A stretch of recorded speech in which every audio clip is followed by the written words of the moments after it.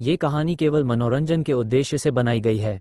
इसमें वर्णित सभी पात्र, स्थान, घटनाएं और परिस्थितियां पूरी तरह से लेखक की कल्पना मात्र हैं। इनका किसी भी वास्तविक व्यक्ति, स्थान, घटना या संस्था से कोई संबंध नहीं है। यदि कोई समानता संयोगवश प्रतीत होती है तो इसे मात्र एक संयोग समझा जाए। इस चैनल पर प्रस्तुत सभी कहानियां काल्पनिक या फिक्शन आधारित होती हैं। कृपया इन्हें केवल एक मनोरंजन सामग्री के रूप में लें और वास्तविकता से जोड़ने का प्रयास न करें। धन्यवाद। अध्याय 135। सभी छात्र हैरान रह गए। अर्जुन साहब, अर्जुन भारद्वाज हैं। मजाक बंद करो, ठीक है? वह तो सबसे बेकार है। सिद्धांत जुनेजा, अरे अर्जुन भाई, कृपया हंगामा करना बंद करो, ठीक है? तुम अर्जुन साहब हो? किसके अर्जुन साहब? वेटर ने तुरंत जवाब दिया, अर्जुन साहब हमारे जोशी का हेरिटेज किचन के सीईओ हैं। छात्र फिर से हैरान हुए, फिर भी कुछ हद तक उलझन में थे। अर्जुन भारद्वाज वास्तव में जोशी का हेरिटेज किचन के सीईओ बन गए। यह अविश्वसनीय है। सिद्धांत जुनेजा इतने उत्साहित हुए कि उन्होंने जल्दी से पूछा, वेटर कृपया हमारे साथ मजाक न करें। अर्जुन भाई, अर्जुन भारद्वाज आपके जोशी का हेरिटेज किचन के सीईओ हैं। वेटर, हाँ, उन्होंने विशेष रूप से निर्देश दिया था कि खाना तभी परोसा जाए जब ये तैयार हो। सहपाठियों ने जल्दी से अर्जुन भारद्वाज की चापलूसी शुरू कर दी। अर्जुन भारद्वाज, तुम कमाल के हो। तुम वास्तव में जोशी का हेरिटेज किचन के सीईओ बन गए। तुमने ये कैसे किया? कोई आश्चर्य नहीं कि वह इतने औपचारिक कपड़े पहने हैं। सीईओ होने के नाते वाकई अपनी व्यक्तिगत छवि पर ध्यान देना पड़ता है। मैंने कभी नहीं सोचा था कि स्कूल में सबसे खराब प्रदर्शन करने वाला सबसे अच्छा बन जाएगा। जोशी का हेरिटेज किचन की कीमत 10 करोड़ रुपये है। सीईओ के रूप में तुम्हारी तनख्वाह निश्चित रूप से बहुत ज़्यादा होगी। अर्जुन भारद्वाज 25 साल तक जिए हैं और अब उनके जीवन का सबसे गर्व करने वाला समय है। ये सब मेरे अच्छे भाई आरव शर्मा की देखभाल की बदौलत है। अर्जुन भारद्वाज, ये ठीक है। केवल 10 लाख प्रति वर्ष। इन नई स्नातक कॉलेज छात्रों के लिए मासिक वेतन 2000 रुपये से शुरू होता है। अर्जुन भारद्वाज की 10 लाख की वार्षिक तनख्वाह उनके लिए एक खगोलीय राशि है। 10 लाख, मेरे भगवान, मैं इसकी कल्पना भी नहीं कर सकता। तुम्हारा बॉस वाकई उदार है। काश मेरा भी ऐसा बॉस होता। तुम्हारी वार्षिक तनख्वाह हमारे लिए 20 साल से ज़्यादा काम करने के बराबर है। अर्जुन साहब, कृपया मेरा ध्यान रखें। हाँ, हम पुराने सहपाठी हैं। तुम अकेले सफल होकर हमें नज़रअंदाज नहीं कर सकते। ये देखकर कि सभी सहपाठी अर्जुन भारद्वाज की चापलूसी कर रहे हैं, सिद्धांत जुनेजा को इसे स्वीकार करना थोड़ा मुश्किल लगा। इस पार्टी का नायक उन्हें होना चाहिए था। इसके अलावा उन्हें अभी भी विश्वास नहीं हो रहा था कि जोशी का हेरिटेज किचन का मालिक अर्जुन भारद्वाज, जो अभी अभी स्कूल से स्नातक हुआ एक चापलूस है, को सीईओ के रूप में आमंत्रित करेगा। इसकी पुष्टि करने के लिए उन्होंने वेटर से स्टोर मैनेजर को बुलाने को कहा। वेटर ने सिर हिलाया और पूछा, अर्जुन साहब, क्या अब खाना परोसें? अर्जुन भारद्वाज, हाँ, खाना परोसो। वेटर, ठीक है, मैं अभी तैयारी करता हूँ। आर्यन खन्ना और वरुण सक्सेना ने एक दूसरे की ओर देखा। वे दोनों बहुत धैर्यवान हैं। उन्हें सिद्धांत जुनेजा के सत्यापन की प्रतीक्षा करनी होगी, फिर यह तय करना होगा कि अर्जुन भारद्वाज के प्रति क्या रवैया अपनाना है। अर्जुन भारद्वाज सिद्धांत जुनेजा के प्रति असंतोष पाले हुए थे। अब जब उनकी पहचान सामने आ चुकी है, वे अब और बर्दाश्त नहीं करना चाहते।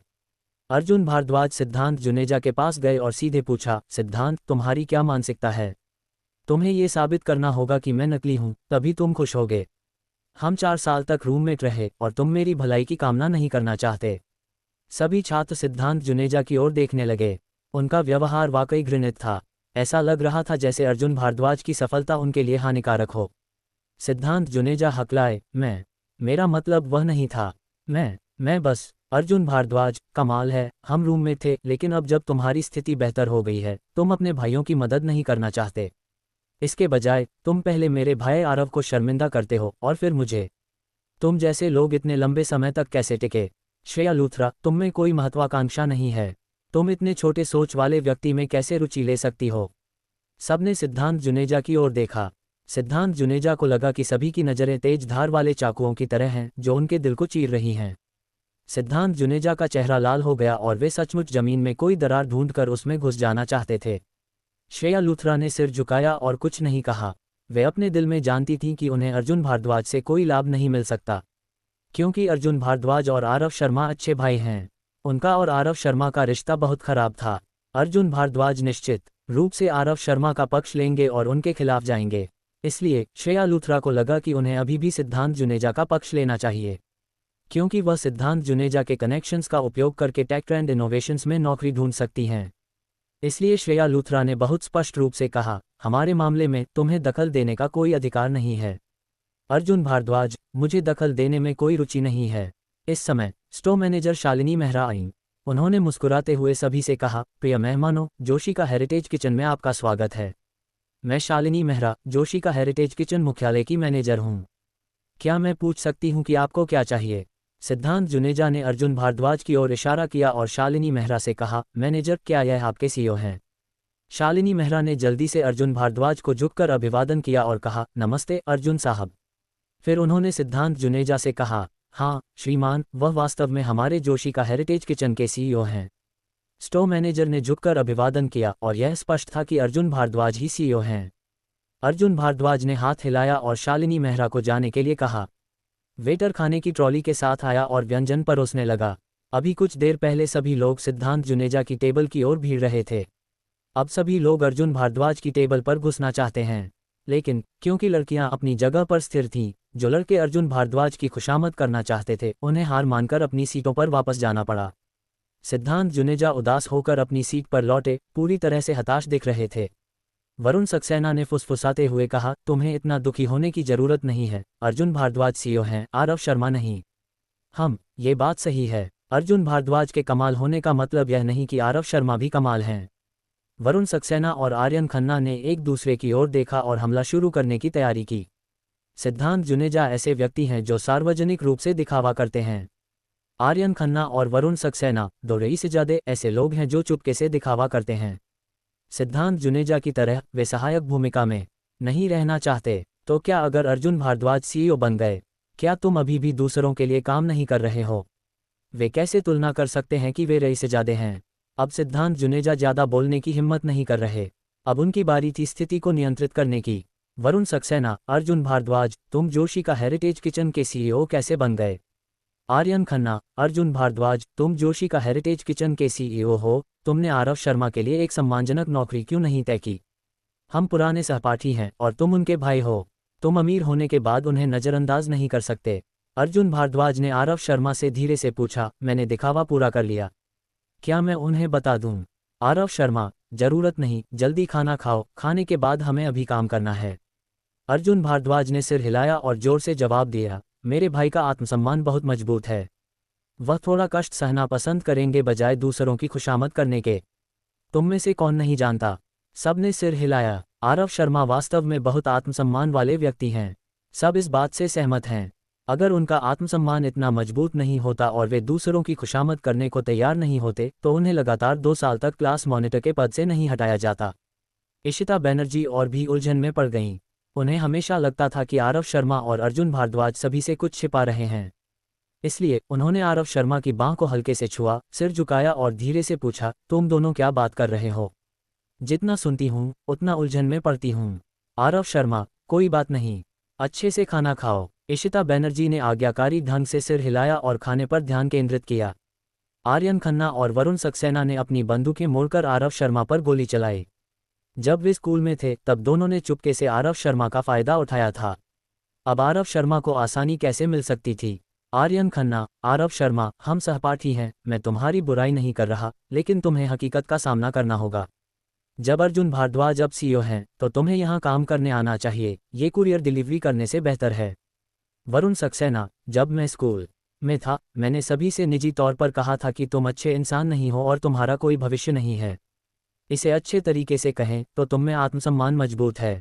इसे स्पष्ट कहें तो तुम सामाजिक नहीं हो और तुम में अंधा आत्मविश्वास है। पुरानी बातों की बात न करें। आरव शर्मा गुस्सा नहीं हुए, लेकिन पुरानी बातों का जिक्र करने पर वह गुस्सा हो गए। आरव शर्मा की मौजूदा स्थिति और पद के साथ उन्हें अब उनसे हिसाब किताब नहीं करना चाहिए। ये वाकई सस्ता है, लेकिन वह एक ऐसे व्यक्ति हैं जो बदला जरूर लेते हैं, और उनके स्वभाव को देखते हुए अगर कोई उन्हें उकसाता है तो वह कभी हार नहीं मानते। अगर आज आर्यन खन्ना और वरुण सक्सेना ने सक्रिय रूप से मुसीबत नहीं मचाई होती, तो आरव शर्मा खाना खाने के बाद चले जाते और सक्रिय रूप से उनके लिए मुसीबत नहीं खड़ी करते। लेकिन अब जब वे सक्रिय रूप से मुसीबत ढूंढ रहे हैं, तो आरव शर्मा उन्हें छोड़ने वाले नहीं हैं।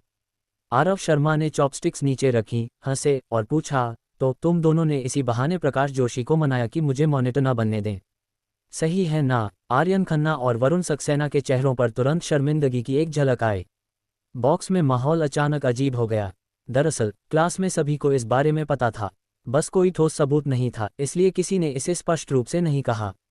अब जब आरव शर्मा ने इस मुद्दे को खुलेआम सामने रख दिया है, तो आर्यन खन्ना और वरुण सक्सेना को जवाब देना होगा। इस समय बॉक्स का दरवाजा खुला। वेटर आरव शर्मा के पास गया, झुका और बोला, बॉस आरव, आपकी कार रास्ता रोक रही है। एक बिजनेस कार बाहर नहीं निकल पा रही, कृपया कार हटाएं। आरव शर्मा ने सिर हिलाया, खड़े हुए और वेटर के साथ बाहर चले गए। रास्ता रोकना, कार हटाना, छात्रों का तनावपूर्ण मूड फिर से हिल गया। किसी कारण से उन्हें हल्का हल्का लग रहा था कि वेटर उस बुगाटी वेरॉन की बात कर रहा है। अध्याय 136। इशिता बनर्जी जल्दी से खड़ी हुई और खिड़की की ओर चलकर पार्किंग लॉट को देखने लगीं। वाकई में प्रवेश द्वार पर एक स्पोर्ट्स कार थी। ये बिल्कुल वैसी ही दिख रही थी जैसी वरुण सक्सेना ने भेजे गए लिंक में थी। उन्होंने सोचा, जिस कार को आरव शर्मा हटाने जा रहे हैं वह निश्चित रूप से यही होगी, क्योंकि उन्हें हमेशा लगता था कि आरव शर्मा कुरियर नहीं हो सकते, वे निश्चित रूप से क्लास में सबसे अच्छी प्रगति करने वाले हैं। बाकी लोग जल्दी से खिड़की की ओर गए और एक साथ भीड़ लगाकर पार्किंग लॉट को देखने लगे।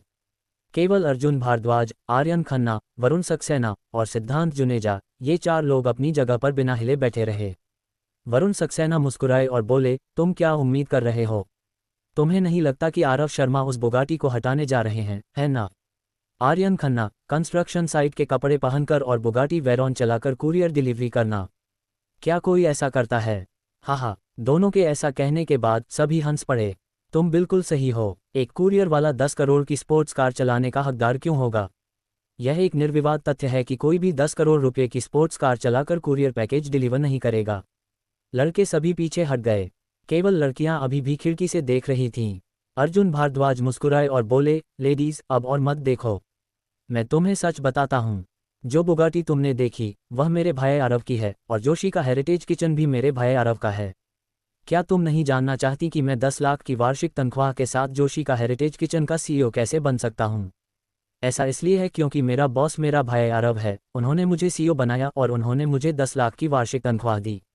सब हैरान रह गए। 10 करोड़ रुपये की स्पोर्ट्स कार और 10 करोड़ रुपये की कीमत वाला जोशी का हेरिटेज किचन दोनों आरव शर्मा के हैं। वह कुरियर डिलीवरी और एक एक्सवेटर चलाकर 20 करोड़ रुपये कमा सकते हैं। कमाल है, क्या ये सच है कि कुरियर डिलीवरी और एक एक्सवेटर चलाकर इतना पैसा कमाया जा सकता है? इस समय आरव शर्मा रेस्तरां से बाहर निकले। क्लास मॉनिटर आदित्य व्यास, वह बाहर आ गया। अर्जुन भारद्वाज को छोड़कर सभी लोग खिड़की की ओर भीड़ गए और नीचे देखने लगे। आरव शर्मा पार्किंग लॉट के प्रवेश द्वार पर गए, अपनी जेब से कुछ निकाला और बुगाटी वेरॉन पर बटन दबाया। ड्यू ड्यू, बुगाटी ने आवाज की और उसकी लाइटें जल गईं। सबने सांस खींची, कार वाकई उनकी थी। अर्जुन भारद्वाज, देखो, मैंने तुमसे झूठ नहीं बोला। मेरे भाई आरव हाई प्रोफाइल नहीं होना चाहते थे, वह बस खाना खाना चाहते थे और फिर चले जाना। लेकिन कुछ लोग जीने मरने का तरीका नहीं जानते और गलती ढूंढने पर अड़े थे। ठीक है, तो आज हम पुराने सभी गिले शिकवे एक साथ निपटा लें। सिद्धांत जुनेजा, आर्यन खन्ना और वरुण सक्सेना के दिल की धड़कनें तुरंत तेज हो गईं और वे पसीने से तर हो गए। यह एहसास इतना भयानक है कि कोई शब्द सटीक रूप से यह नहीं बता सकता कि वे इस समय कैसा महसूस कर रहे हैं। सबकी नज़रों में आरव शर्मा कार में बैठे और उसे किनारे की ओर ले गए। बिजनेस कार के चले जाने के बाद उन्होंने बुगाटी को पार्किंग जगह में ले जाकर पार्क किया। आरव शर्मा को कार को कुशलता से चलाते देख सभी को यकीन हो गया कि कार निश्चित रूप से उनकी है। आरव शर्मा कार से उतरे और बॉक्स में वापस आए। सबने आरव शर्मा को आश्चर्य से देखा। आरव शर्मा मुस्कुराए और बोले, तुम सब क्यों खड़े हो? आओ और जल्दी खाना खाओ। इशिता बनर्जी ने खुशी से पूछा, आरव शर्मा, वह स्पोर्ट्स कार तुम्हारी है? आरव शर्मा, हाँ, यह मेरी है। ये बस एक कार है, चाहे कितनी भी महंगी हो, ये फिर भी सिर्फ एक कार है। इसमें कहने लायक कुछ खास नहीं है। इशिता बनर्जी, क्या उस कार की कीमत वाकई 10 करोड़ है? आरव शर्मा, सटीक रूप से कहें तो इसकी कीमत 10 करोड़ नहीं थी। इसकी कुल कीमत 99.98 मिलियन थी। सब लोग निरुत्तर हो गए। इसमें और 10 करोड़ में क्या अंतर है?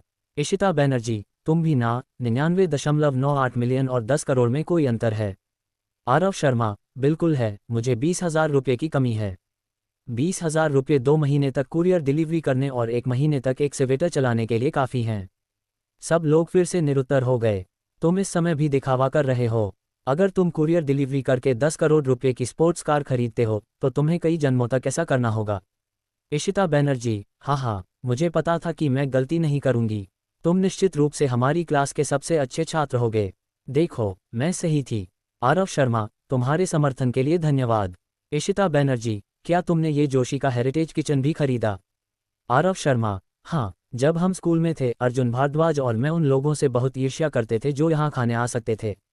हम भी यहाँ आकर अच्छा खाना खाना चाहते थे, लेकिन खाने की ऊंची कीमत ने हमें डरा दिया।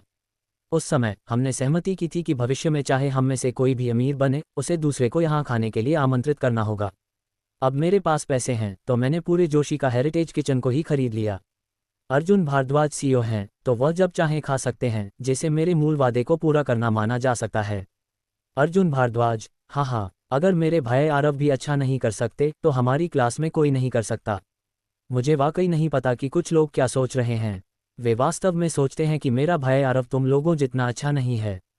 अर्जुन भारद्वाज ने व्यंग्यात्मक लहजे में बात की। दरअसल वह सिद्धांत जुनेजा और अन्य लोगों के बारे में बात कर रहे थे। सिद्धांत जुनेजा और अन्य लोग भी इसे सुन सकते थे, इसलिए उन्होंने विनम्रता से सिर झुका लिया। मूल रूप से वे आरव शर्मा को अपमानित करने का अवसर लेना चाहते थे, लेकिन उन्हें उम्मीद नहीं थी कि अर्जुन भारद्वाज बीच में आकर उन्हें मार देंगे। लेकिन अब सभी जानते हैं कि आरव शर्मा छिपा हुआ बॉस है। आरव शर्मा, ठीक है, बात करना बंद करो, जल्दी बैठो और खाना खाओ। अब आरव शर्मा के शब्द सबसे प्रभावी हैं। उन्होंने कहा, बैठो और खाना खाओ। सभी जल्दी बैठ गए। क्या यह अमीर लोगों की वह शक्तिशाली आभा है? लड़कियां सभी जल्दी से आरव शर्मा की ओर खिसकी, उनके साथ अपनी दूरी को जितना हो सके कम करने की कोशिश में। श्रेया लूथरा, जो मूल रूप से लड़कों की टेबल पर बैठी थीं, भी खिसक आईं। उन्होंने सिद्धांत जुनेजा को पूरी तरह से छोड़ दिया और केवल यह उम्मीद की कि उनके पास आरव शर्मा को प्रपोज करने का मौका हो।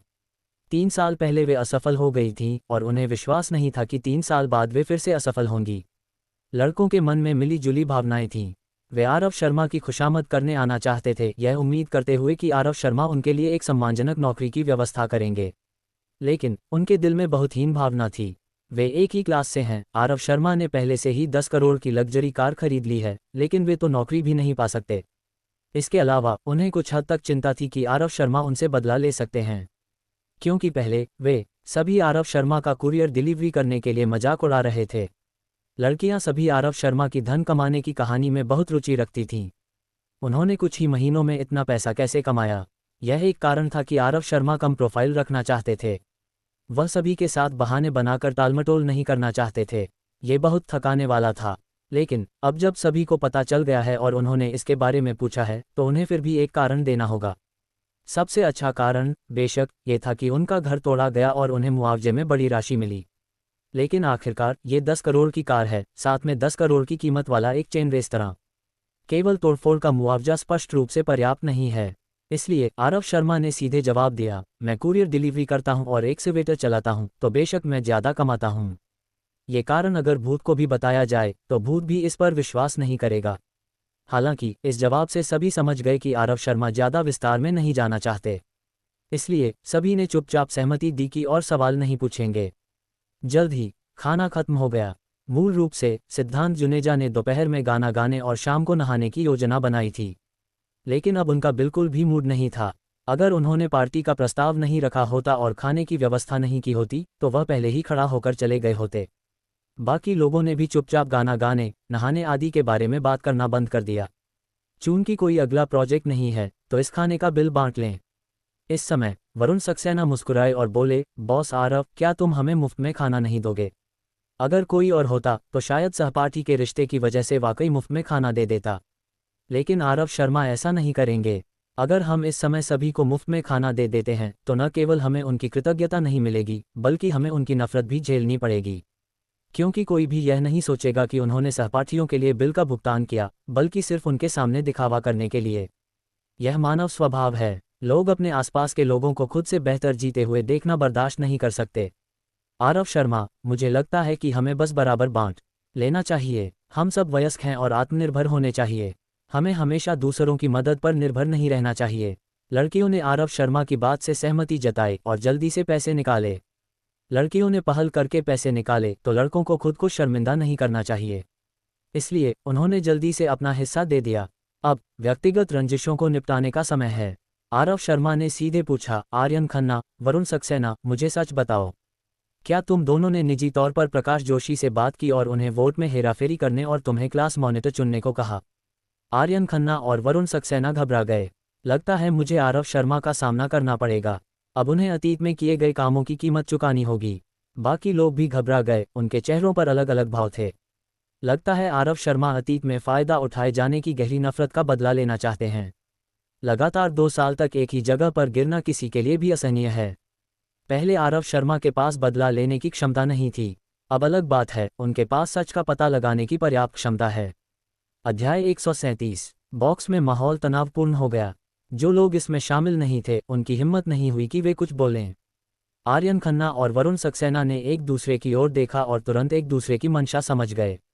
ये दोनों पहले साल से एक साथ घूम रहे थे और अब वे एक दूसरे की आंखों से मन की बात पढ़ सकते थे। सबको पता था कि वे ही थे जिन्होंने पीछे से चाल चली थी और आरव शर्मा का क्लास मॉनिटर का पद छीन लिया था। अगर वे इसे नकारते तो वे कायर दिखते।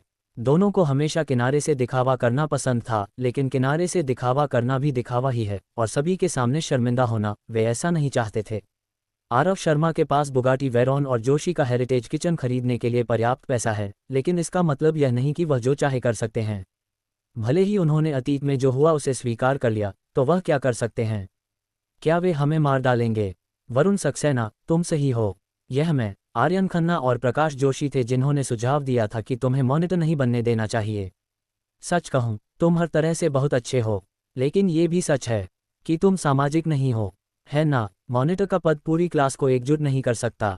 क्या तुम इसके लिए योग्य हो? आर्यन खन्ना, मैं तुम्हें एक रहस्य बता सकता हूँ। सिद्धांत जुनेजा मेरे पास आए और मुझसे कहा कि तुम्हें मॉनिटर बनने से रोकें, क्योंकि तुम काफ़ी अच्छे हो। अगर तुम मॉनिटर बन गए तो श्रेया लूथरा तुम्हें और भी कम आंकेगी। सिद्धांत जुनेजा, मैं झूठ नहीं बोल रहा, है ना? सिद्धांत जुनेजा अब एक सड़क पार करने वाले चूहे की तरह हैं और वह नहीं चाहते कि कोई उन्हें देखे। आर्यन खन्ना ने इस समय उन्हें ढाल बनाने के लिए बाहर धकेल दिया। कुछ हद तक वह चाहते थे कि वह आरव शर्मा की नफरत को साझा करें। सिद्धांत जुनेजा अब आरव शर्मा के खिलाफ जाने की हिम्मत कैसे कर सकते थे?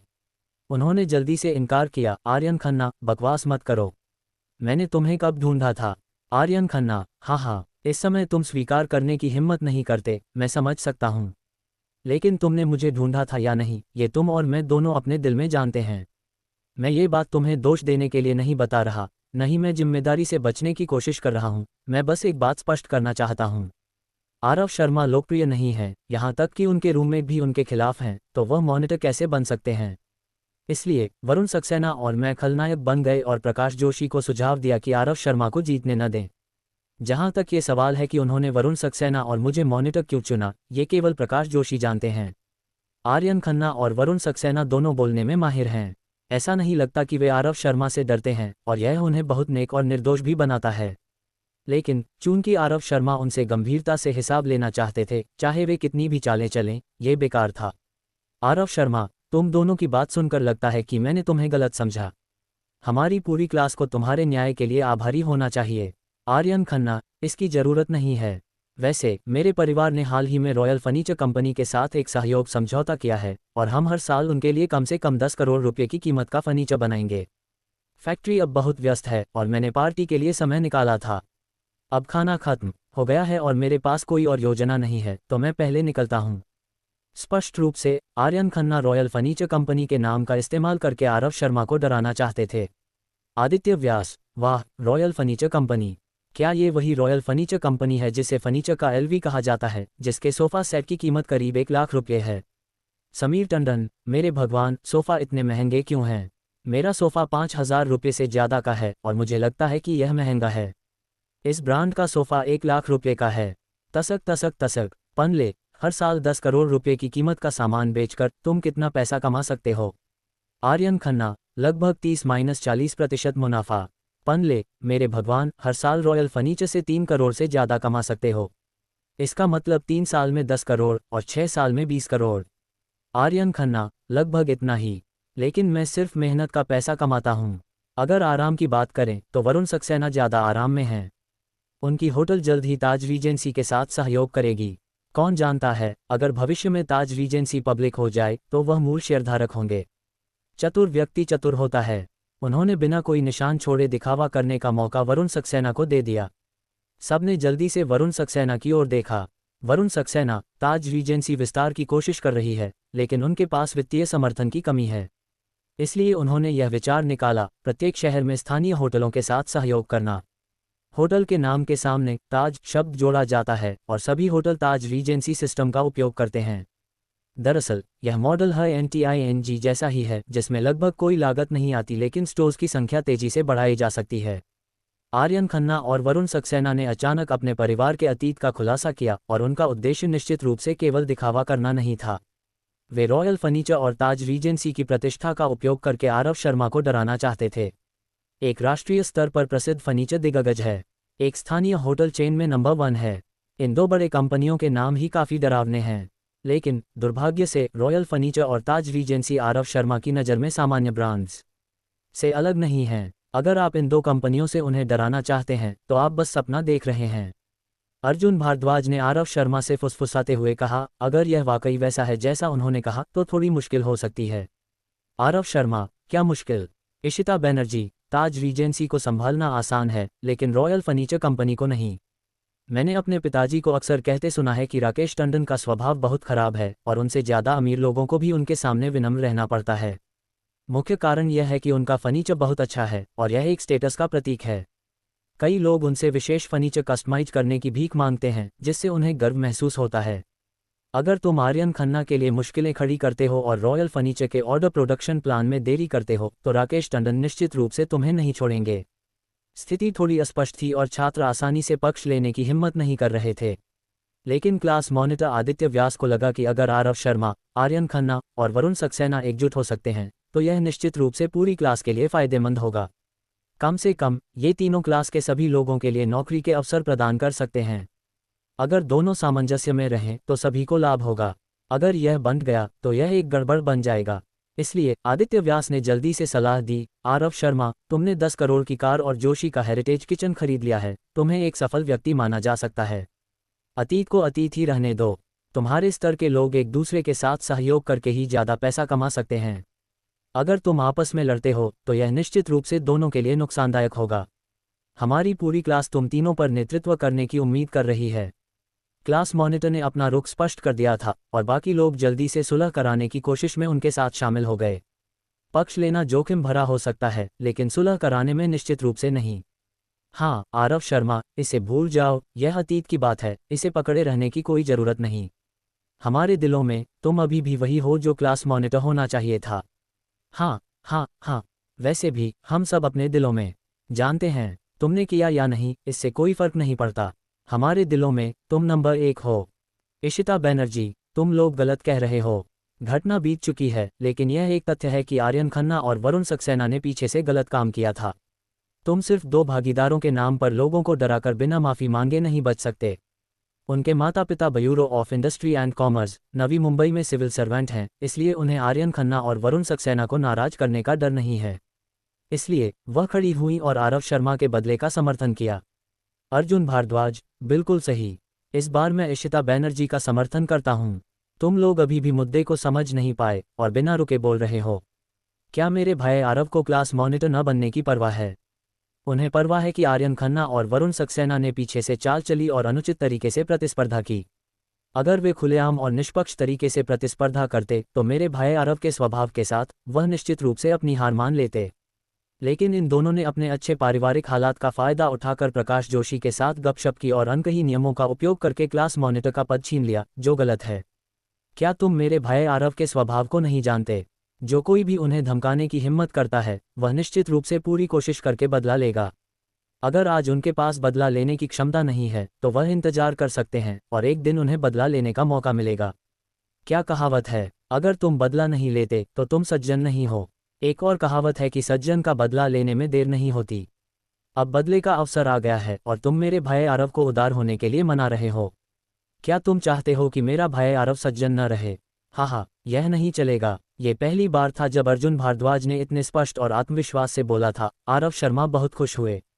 लगता है कि वह वाकई बदल गया है और उसने आरव शर्मा को निराश नहीं किया। इस समय श्रेया लूथरा ने भी बोला, इशिता बनर्जी, क्या तुम्हें यकीन है कि तुम आरव शर्मा को पसंद करती हो? अर्जुन भारद्वाज, क्या तुम्हें यकीन है कि तुम आरव शर्मा के भाई हो? तुमने आरव शर्मा को एक छोटी सी बात जो पहले ही बीत चुकी है उसके लिए आर्यन खन्ना और वरुण सक्सेना से टकराने के लिए उकसाया। क्या यह उन्हें नुकसान पहुंचाना नहीं है? क्या तुम्हें समझ नहीं आता? उनके पीछे रॉयल फर्नीचर और ताज रीजेंसी हैं। क्या तुम्हें इन दो कंपनियों की स्थिति का अंदाजा है? स्पष्ट रूप से वह आत्ममुग्ध होकर सोच रही थी कि सुलह के लिए मनाना आरव शर्मा के लिए अच्छा होगा। आखिरकार वह अकेले रॉयल फर्नीचर और ताज रीजेंसी जैसे दो बड़े समूहों से मुकाबला नहीं कर सकते। इशिता बनर्जी श्रेया लूथरा की बातों से सहमत नहीं थीं और उन्होंने जवाब दिया, तो तुम चाहती हो कि आरव शर्मा ये दिखावा करें कि उनके साथ हुआ अनुचित व्यवहार कभी हुआ ही नहीं? श्रेया लूथरा, ऐसा नहीं है। नवाब आर्यन, नवाब वरुण, तुम दोनों ने शुरुआत में वाकई निष्पक्ष काम नहीं किया था। क्यों न तुम आरव शर्मा से माफ़ी मांग लो और सुलह कर लो? जैसे ही ये शब्द बोले गए सभी अपने दिल में हंस पड़े। श्रेया लूथरा खुद को बहुत गंभीरता से लेती हैं। आदित्य व्यास ने भी उनसे आरव शर्मा से माफ़ी मांगने की हिम्मत नहीं की, लेकिन उन्होंने वास्तव में ये कह दिया। वाकई सोचा कि उनकी क्लास ब्यूटी की उपाधि बहुत उपयोगी है। आर्यन खन्ना, तुम मजाक कर रही हो। वरुण सक्सेना, ये निश्चित रूप से मजाक होगा। हा, दोनों दिल खोलकर हंसे। श्रेया लूथरा शर्मिंदा दिखीं। अब उन्हें एहसास हुआ कि वह कितनी बचकानी थीं। जब आप समाज में प्रवेश करते हैं तो क्लास ब्यूटी जैसे हथकंडे बेकार हैं, ताकत ही असली सत्य है। वह दो रईसजादों को काम करने का तरीका क्यों सिखा रही हैं? इसके अलावा अगर आर्यन खन्ना और वरुण सक्सेना माफ़ी मांगने को तैयार होते तो उन्होंने आरव शर्मा को डराने के लिए अपने अतीत का खुलासा नहीं किया होता। सिद्धांत जुनेजा ने अभी भी श्रेया लूथरा को छोड़ने की उम्मीद नहीं छोड़ी थी और जल्दी से आगे बढ़कर उन्हें मनाने लगे, श्रेया इसमें मत पड़ो। श्रेया लूथरा पहले से ही गुस्से में थीं। अगर वह इस समय अपना चेहरा उनके सामने ले जाते तो क्या वह मुसीबत मोल नहीं ले रहे थे? श्रेया लूथरा, तुम्हें मेरे मामले में दखल देने की जरूरत नहीं है। क्या तुम्हें ऐसा करने का अधिकार है? तुम एक किराए की BMW X7 चलाते हो। क्या तुम वाकई खुद को गंभीरता से लेते हो? अध्याय 138। सब लोग हैरान रह गए। सिद्धांत जुनेजा की BMW X7 वास्तव में किराए की थी। वह वाकई दिखावा करने में माहिर हैं। सिद्धांत जुनेजा ने जल्दी से तर्क दिया, बकवास मत करो। मैंने इसे 10 लाख से ज़्यादा में खरीदा है। मैं इसे किराए पर कैसे ले सकता हूँ? श्रेया लूथरा, मैं तुम्हें बेनकाब नहीं करना चाहती, बस एक तरफ हट जाओ और कुछ मत बोलो। अब जब बात इस हद तक आ चुकी है, अगर सिद्धांत जुनेजा वाकई कुछ नहीं बोलते तो क्या ये परोक्ष रूप से यह स्वीकार करना नहीं होगा कि कार किराए की थी? वह इतनी बेइज्जती नहीं झेल सकते। सिद्धांत जुनेजा, श्रेया लूथरा, तुम सिर्फ इसलिए कि मैं तुम्हें पसंद करता हूँ मुझे झूठा नहीं ठहरा सकती। श्रेया लूथरा ने सिद्धांत जुनेजा की ओर इशारा किया, सिर हिलाया, अपना मोबाइल निकाला, कुछ बार स्क्रॉल किया और फिर स्क्रीन सबको दिखाई। श्रेया लूथरा, सब लोग देखो, ये शेनज़ेन में सफ़र रेंटल्स नामक एक कार रेंटल कंपनी की आधिकारिक वेबसाइट है। उनके पास एक X7 है जिसका लाइसेंस प्लेट शेन A52D तारांकन है। सिद्धांत जुनेजा का लाइसेंस प्लेट भी यही है। या तो सिद्धांत जुनेजा ने इस रेंटल कंपनी से कार किराए पर ली या उन्होंने नकली लाइसेंस प्लेट का इस्तेमाल किया। सिद्धांत जुनेजा, तुम खुद बताओ, क्या तुमने कार किराए पर ली है या नकली लाइसेंस प्लेट का इस्तेमाल किया है? नकली लाइसेंस प्लेट का इस्तेमाल करना गैरकानूनी है। किराए पर लेना शर्मनाक काम है। सिद्धांत जुनेजा चाहे जो भी स्वीकार करें वह मुश्किल में पड़ जाएंगे, लेकिन उनके पास स्वीकार करने के अलावा कोई चारा नहीं था। सबूत उनके सामने था। मजबूरी में उन्होंने जल्दी से एक बहाना ढूंढा और समझाया, दरअसल मैंने कार खरीदने के बाद थोड़ी आर्थिक तंगी महसूस की, इसलिए मैंने इसे रेंटल कंपनी में रख दिया ताकि लोग इसे शादी की कारों के लिए किराए पर लें और मैं थोड़ा पेट्रोल का पैसा कमा सकूं। मैंने निश्चित रूप से कार खरीदी थी, इसमें कोई शक नहीं है। हालांकि यह बयान बहुत सम्मानजनक नहीं है, लेकिन यह निश्चित रूप से कार किराए पर लेने या नकली लाइसेंस प्लेट का इस्तेमाल करने से कहीं बेहतर है। लेकिन श्रेया लूथरा आरव शर्मा को खुश करने के लिए सिद्धांत जुनेजा पर हमला करने के लिए दृढ़ थीं। सिद्धांत जुनेजा का यह बहाना पूरी तरह से बेकार था। श्रेया लूथरा, ठीक है, मैं ये सुनिश्चित करने जा रही हूं कि तुम्हारे पास कहने को कुछ न बचे। ये कहकर श्रेया लूथरा ने रेंटल कंपनी को फ़ोन किया। उन्होंने स्पीकरफोन बटन भी दबाया ताकि सब सुन सकें। जल्द ही कॉल कनेक्ट हो गया। कस्टमर सर्विस, हेलो, सफ़र रेंटल्स कंपनी में आपका स्वागत है। मैं आपकी कैसे मदद कर सकता हूँ?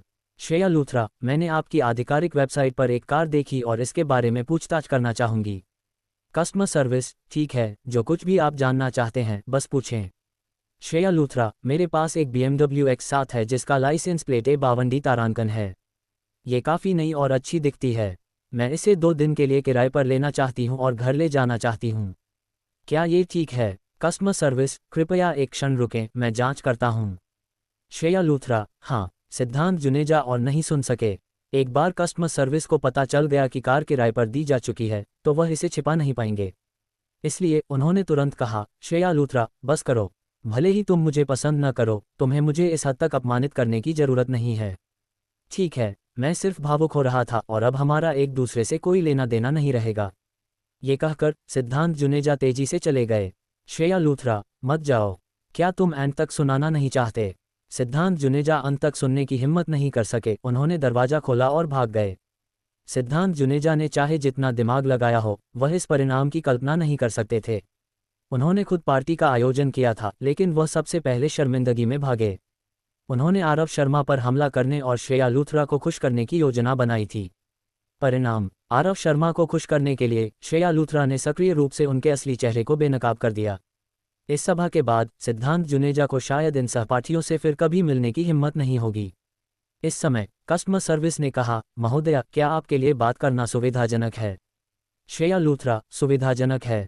आप तय करें। कस्टमर सर्विस, ठीक है। क्षमा करें, आपके द्वारा देखी गई कार वर्तमान में किराए पर है। क्या आप कोई दूसरा मॉडल ले सकते हैं? एक X5 या एक पोर्श 911 कृपया। श्रेया लूथरा, ये ठीक है, धन्यवाद। माफ़ी मांगते हुए उन्होंने तुरंत फ़ोन काट दिया। सहपाठी तुरंत उनकी हंसी उड़ाने लगे। ये सिद्धांत जुनेजा सिर्फ दिखावा करने में माहिर है। जब वह स्कूल में था तो उसे अपनी चतुराई दिखाने की आदत थी। मुझे नहीं लगा था कि अब काम करने पर भी वह ऐसा ही होगा। कमाल है, मुझे वाकई लगा था कि वह अच्छा कर रहा है। क्या बेकार की अभिव्यक्ति। श्रेया लूथरा आरव शर्मा की ओर मुड़ी और बोली, दरअसल मुझे शुरू से पता था कि वह दिखावा कर रहा है। मैं बस उसे इस्तेमाल करके तुम्हें गुस्सा दिलाना चाहती थी। उसके और मेरे बीच कुछ भी नहीं है। आरव शर्मा ने तुरंत बीच में टोका, तुम्हारा उसके साथ कोई रिश्ता है या नहीं, मुझे बिल्कुल परवाह नहीं है, तुम्हें मुझे समझाने की जरूरत नहीं है। श्रेया लूथरा, तो चलो। ये कहकर श्रेया लूथरा आरव शर्मा को खींचकर ले जाना चाहती थीं। आरव शर्मा ने जल्दी से एक कदम बगल में लिया और श्रेया लूथरा के हाथ से बच गए। आरव शर्मा, तुम पहले जाओ। मेरे, आर्यन खन्ना और वरुण सक्सेना के बीच की रंजिश अभी हल नहीं हुई है। श्रेया लूथरा, क्या तुम वाकई उनका सामना करना चाहते हो? क्या तुम्हारा क्लास मॉनिटर न बन पाना तुम्हारे लिए इतना महत्वपूर्ण है? पहले साल सबको लगा था कि आरव शर्मा चुनाव जीत जाएंगे, लेकिन आर्यन खन्ना ने इसे छीन लिया। दूसरे साल सबको लगा था कि आरव शर्मा चुनाव जीत जाएंगे, लेकिन वरुण सक्सेना ने इसे छीन लिया। आरव शर्मा को अभी भी याद है कि जब नतीजे आए तो उनके दिल में खटास का एहसास हुआ था, साथ ही कुछ सहपाठियों की मजाक उड़ाने वाली मुस्कान। अगर आर्यन खन्ना और वरुण सक्सेना खड़े होकर आरव शर्मा के साथ खुलेआम प्रतिस्पर्धा करते तो आरव शर्मा निश्चित रूप से अपनी हार मान लेते। लेकिन इन दोनों ने अपने पारिवारिक पृष्ठभूमि का फायदा उठाकर उनके पीठ पीछे गलत काम किए। आरव शर्मा इसे बिल्कुल बर्दाश्त नहीं कर सकते थे। किसी को उसी के तरीके से जवाब देना, क्या ये सिर्फ ये देखने की बात नहीं है कि कौन ज़्यादा ताकतवर है? ये केवल उचित है कि आर्यन खन्ना और वरुण सक्सेना को यह अनुभव हो कि उस चीज़ में असफल होने का क्या एहसास होता है जिसमें उनकी बढ़त थी। आरव शर्मा, बिल्कुल, ये बहुत महत्वपूर्ण है। उन्हें अतीत में किए गए कामों की कीमत चुकानी होगी। आर्यन खन्ना, हाँ, चूंकि तुमने इतने स्पष्ट रूप से कहा है, हम अब छिपाएंगे नहीं। अगर तुम में हिम्मत है तो हमें कीमत चुकाने पर मजबूर करो। वरुण सक्सेना, तुम अमीर हो, मैं इसे मानता हूँ, लेकिन अब हम कानून के शासन वाले समाज में रहते हैं। तुम हमारा क्या कर सकते हो? क्या तुम हमें मार डाल सकते हो? आरव शर्मा, ये बहुत गंभीर हो गया। मैं सिर्फ चाहता हूं कि तुम उस समय मेरे एहसास को अनुभव करो। ये कहकर आरव शर्मा ने प्रिया चौहान को फ़ोन किया। जल्द ही प्रिया चौहान ने फ़ोन उठाया और खुशी से पूछा, तुम इन दिनों क्या कर रहे थे? तुम परेशान करने वाले। तुम मेरे साथ खेलने क्यों नहीं आए? आरव शर्मा, एक पुरुष को अपने करियर पर ध्यान देना चाहिए। मेरे पास तुम्हारे साथ खेलने का समय कैसे हो सकता है? प्रिया चौहान, ये सही है। फिर तुमने अब फ़ोन क्यों किया? आरव शर्मा, क्या तुम्हारे परिवार का एक सप्लायर है जिसका नाम जू फर्नीचर प्रोसेसिंग फैक्ट्री है? प्रिया चौहान, लगता है ऐसा ही है। मुझे याद है मेरे भाई ने हाल ही में उनके साथ एक सहयोग समझौता किया था और अनुबंध पर हस्ताक्षर करने वाले थे। आरव शर्मा, जू फर्नीचर प्रोसेसिंग फैक्ट्री के मालिक के बेटे ने मुझे गुस्सा दिलाया है। मैं नहीं चाहता कि तुम उनके साथ सहयोग करो। प्रिया चौहान, क्या उसने तुम्हें गुस्सा दिलाने की हिम्मत की? ये कैसे हो सकता है? चिंता मत करो, मैं निश्चित रूप से तुम्हारा बदला लूंगी। मैं अभी अपने पिताजी के पास जाती हूँ और उनके साथ सहयोग रद्द कर देती हूँ। आरव शर्मा, हाँ, मैं खबर का इंतजार करूंगा। प्रिया चौहान ने सिर हिलाया, फ़ोन काटा और राकेश टंडन को ढूंढने चली गईं। आरव शर्मा ने फिर तारा खन्ना को फ़ोन किया। तारा खन्ना इस बारे में सोच रही थी कि काव्या शेट्टी के पेट में बच्चे का क्या करना है। ये देखकर कि आरव शर्मा फ़ोन कर रहे हैं, उन्होंने जल्दी से कॉल उठाया। तारा खन्ना, हाय, क्या हुआ? आरव शर्मा, क्या तुम्हारा परिवार शिखर हॉस्पिटैलिटी के साथ सहयोग करके ताज शिखर होटल बना रहा है? तारा खन्ना, हाँ, क्या हुआ? आरव शर्मा, मेरी मदद करो और उन्हें बदल दो। तारा खन्ना, क्या उन्होंने तुम्हें नाराज किया? आरव शर्मा, हाँ। तारा खन्ना, ठीक है, मैं मार्केटिंग डिपार्टमेंट को बताऊंगी और उन्हें सहयोग के लिए दूसरा होटल ढूंढने को कहूंगी। हमारे साथ सहयोग करने की भीख मांगने वाले बहुत सारे होटल हैं और शिखर हॉस्पिटैलिटी उनमें से सिर्फ एक है। आरव शर्मा, ठीक है, मैं खबर का इंतजार करूंगा। तारा खन्ना, हाँ, दोनों पक्षों की व्यवस्था हो चुकी है, अब बस खबर का इंतजार है।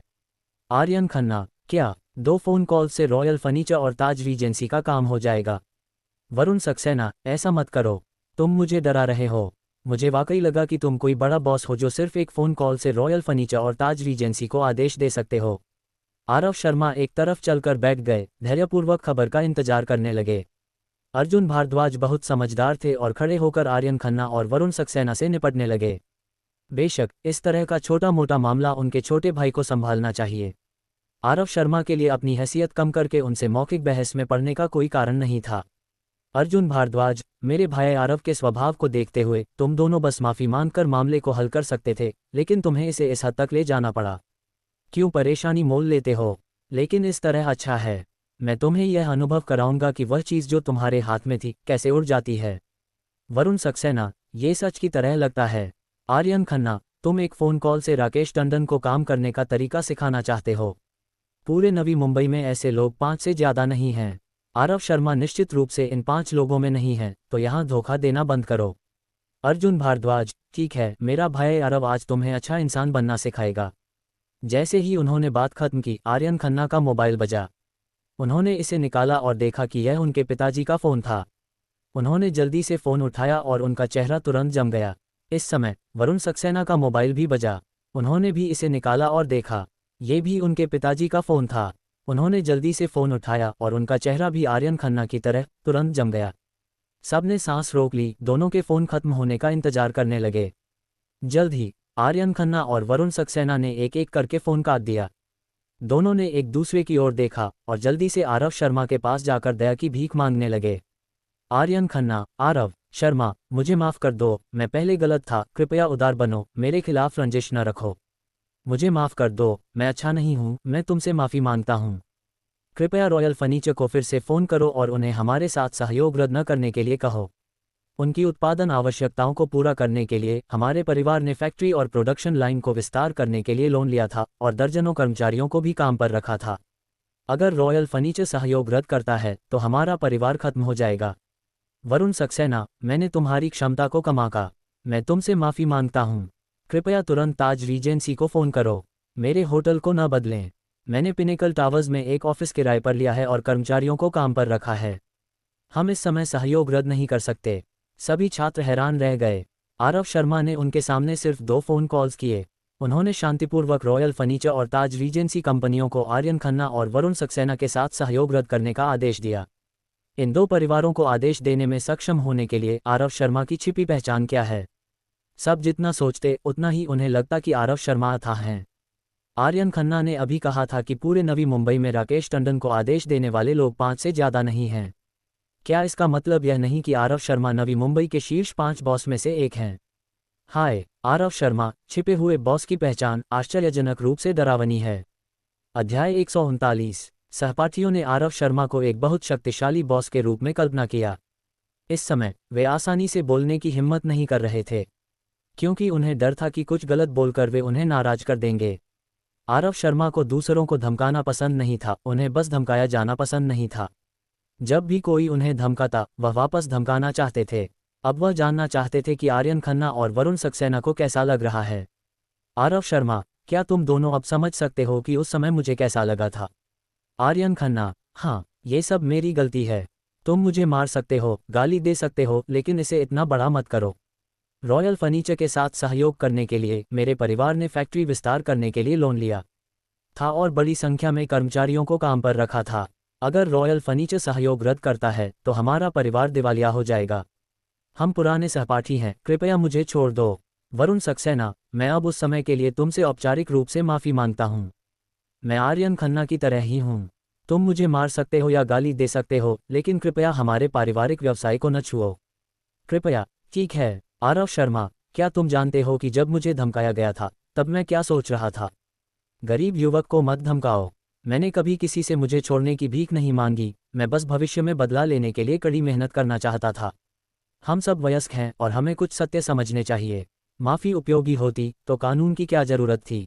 तुम जो कुछ भी अभी झेल रहे हो वह तुम्हारे हक का है, तो इसका आनंद लो। सब लोग, मेरे पास और काम है तो मैं पहले निकलता हूँ।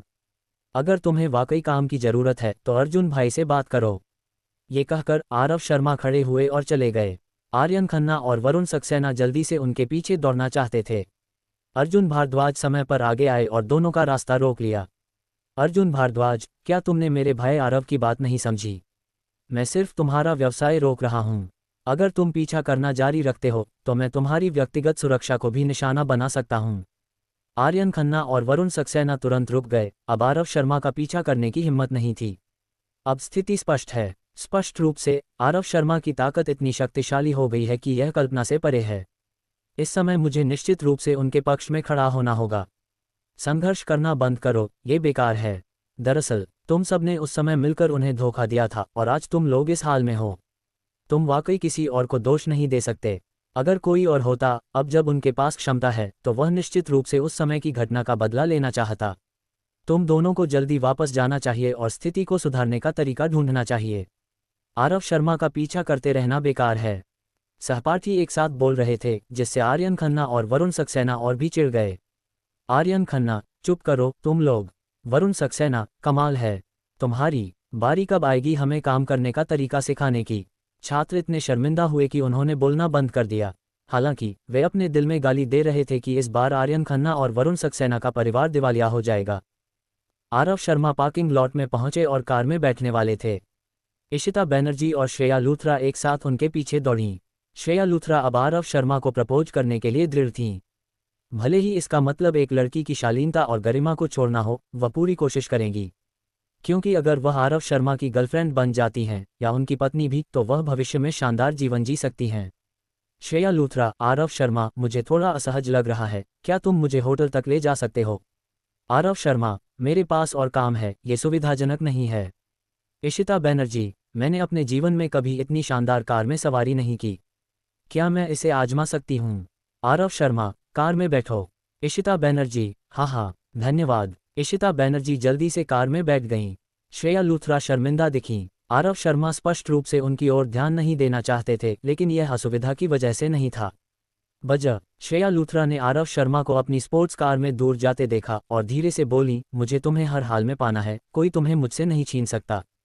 सुरक्षा सुनिश्चित करने की शर्त पर आरव शर्मा ने जितनी तेजी से हो सके गाड़ी चलाई ताकि इशिता बनर्जी को एक शानदार स्पोर्ट्स कार का अनुभव मिले। इशिता बनर्जी, कोई आश्चर्य नहीं कि सभी को स्पोर्ट्स कार चलाना पसंद है। ये बहुत अच्छा लगता है।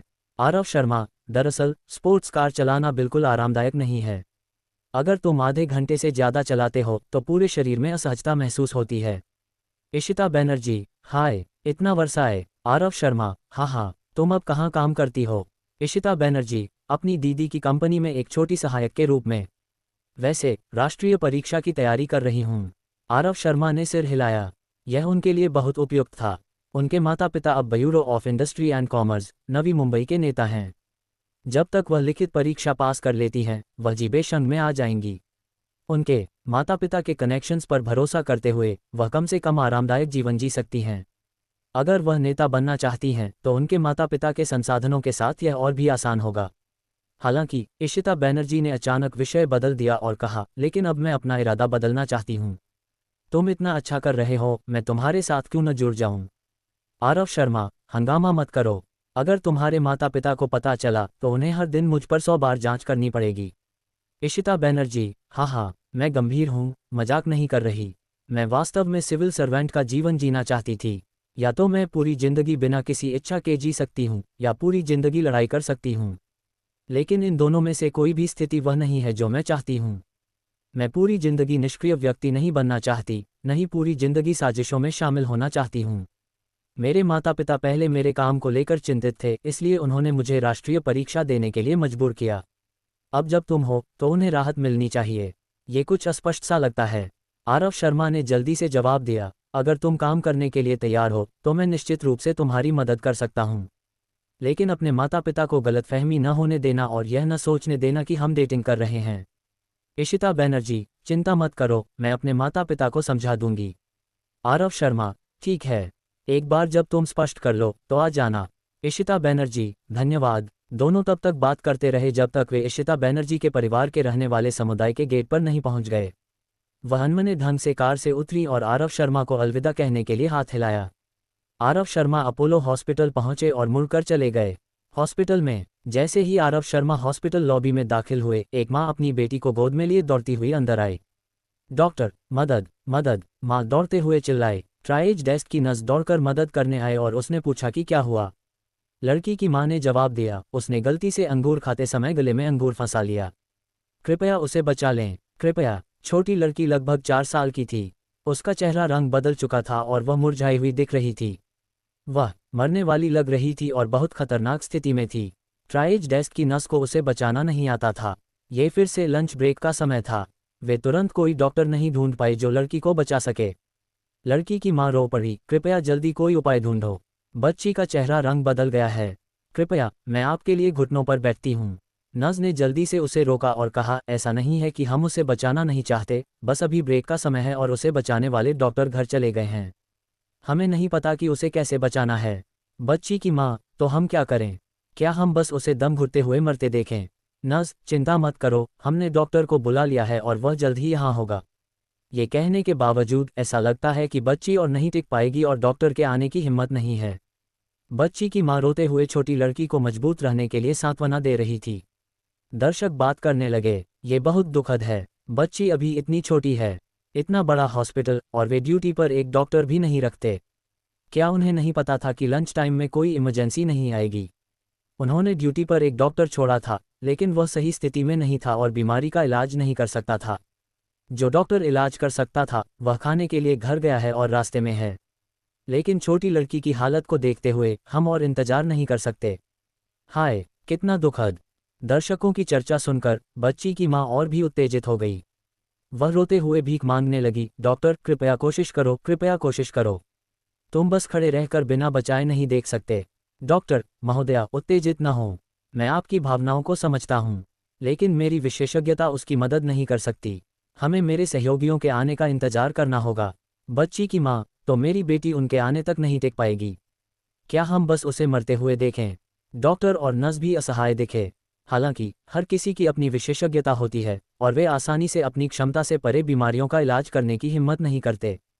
सीधे शब्दों में कहें, अगर छोटी लड़की इस तरह मर गई तो इसे ज़्यादा से ज़्यादा डॉक्टर की सीमित क्षमता और उसकी कुछ न कर पाने की असमर्थता के लिए जिम्मेदार ठहराया जाएगा। हालांकि अगर डॉक्टर मरीज को बचाने की कोशिश करता है और असफल हो जाता है और परिवार वाले हंगामा करते हैं तो हॉस्पिटल को मुआवजा देना होगा। डॉक्टर मूर्ख नहीं हैं, वे निश्चित रूप से अपने और हॉस्पिटल के लिए सबसे फायदेमंद दृष्टिकोण चुनेंगे।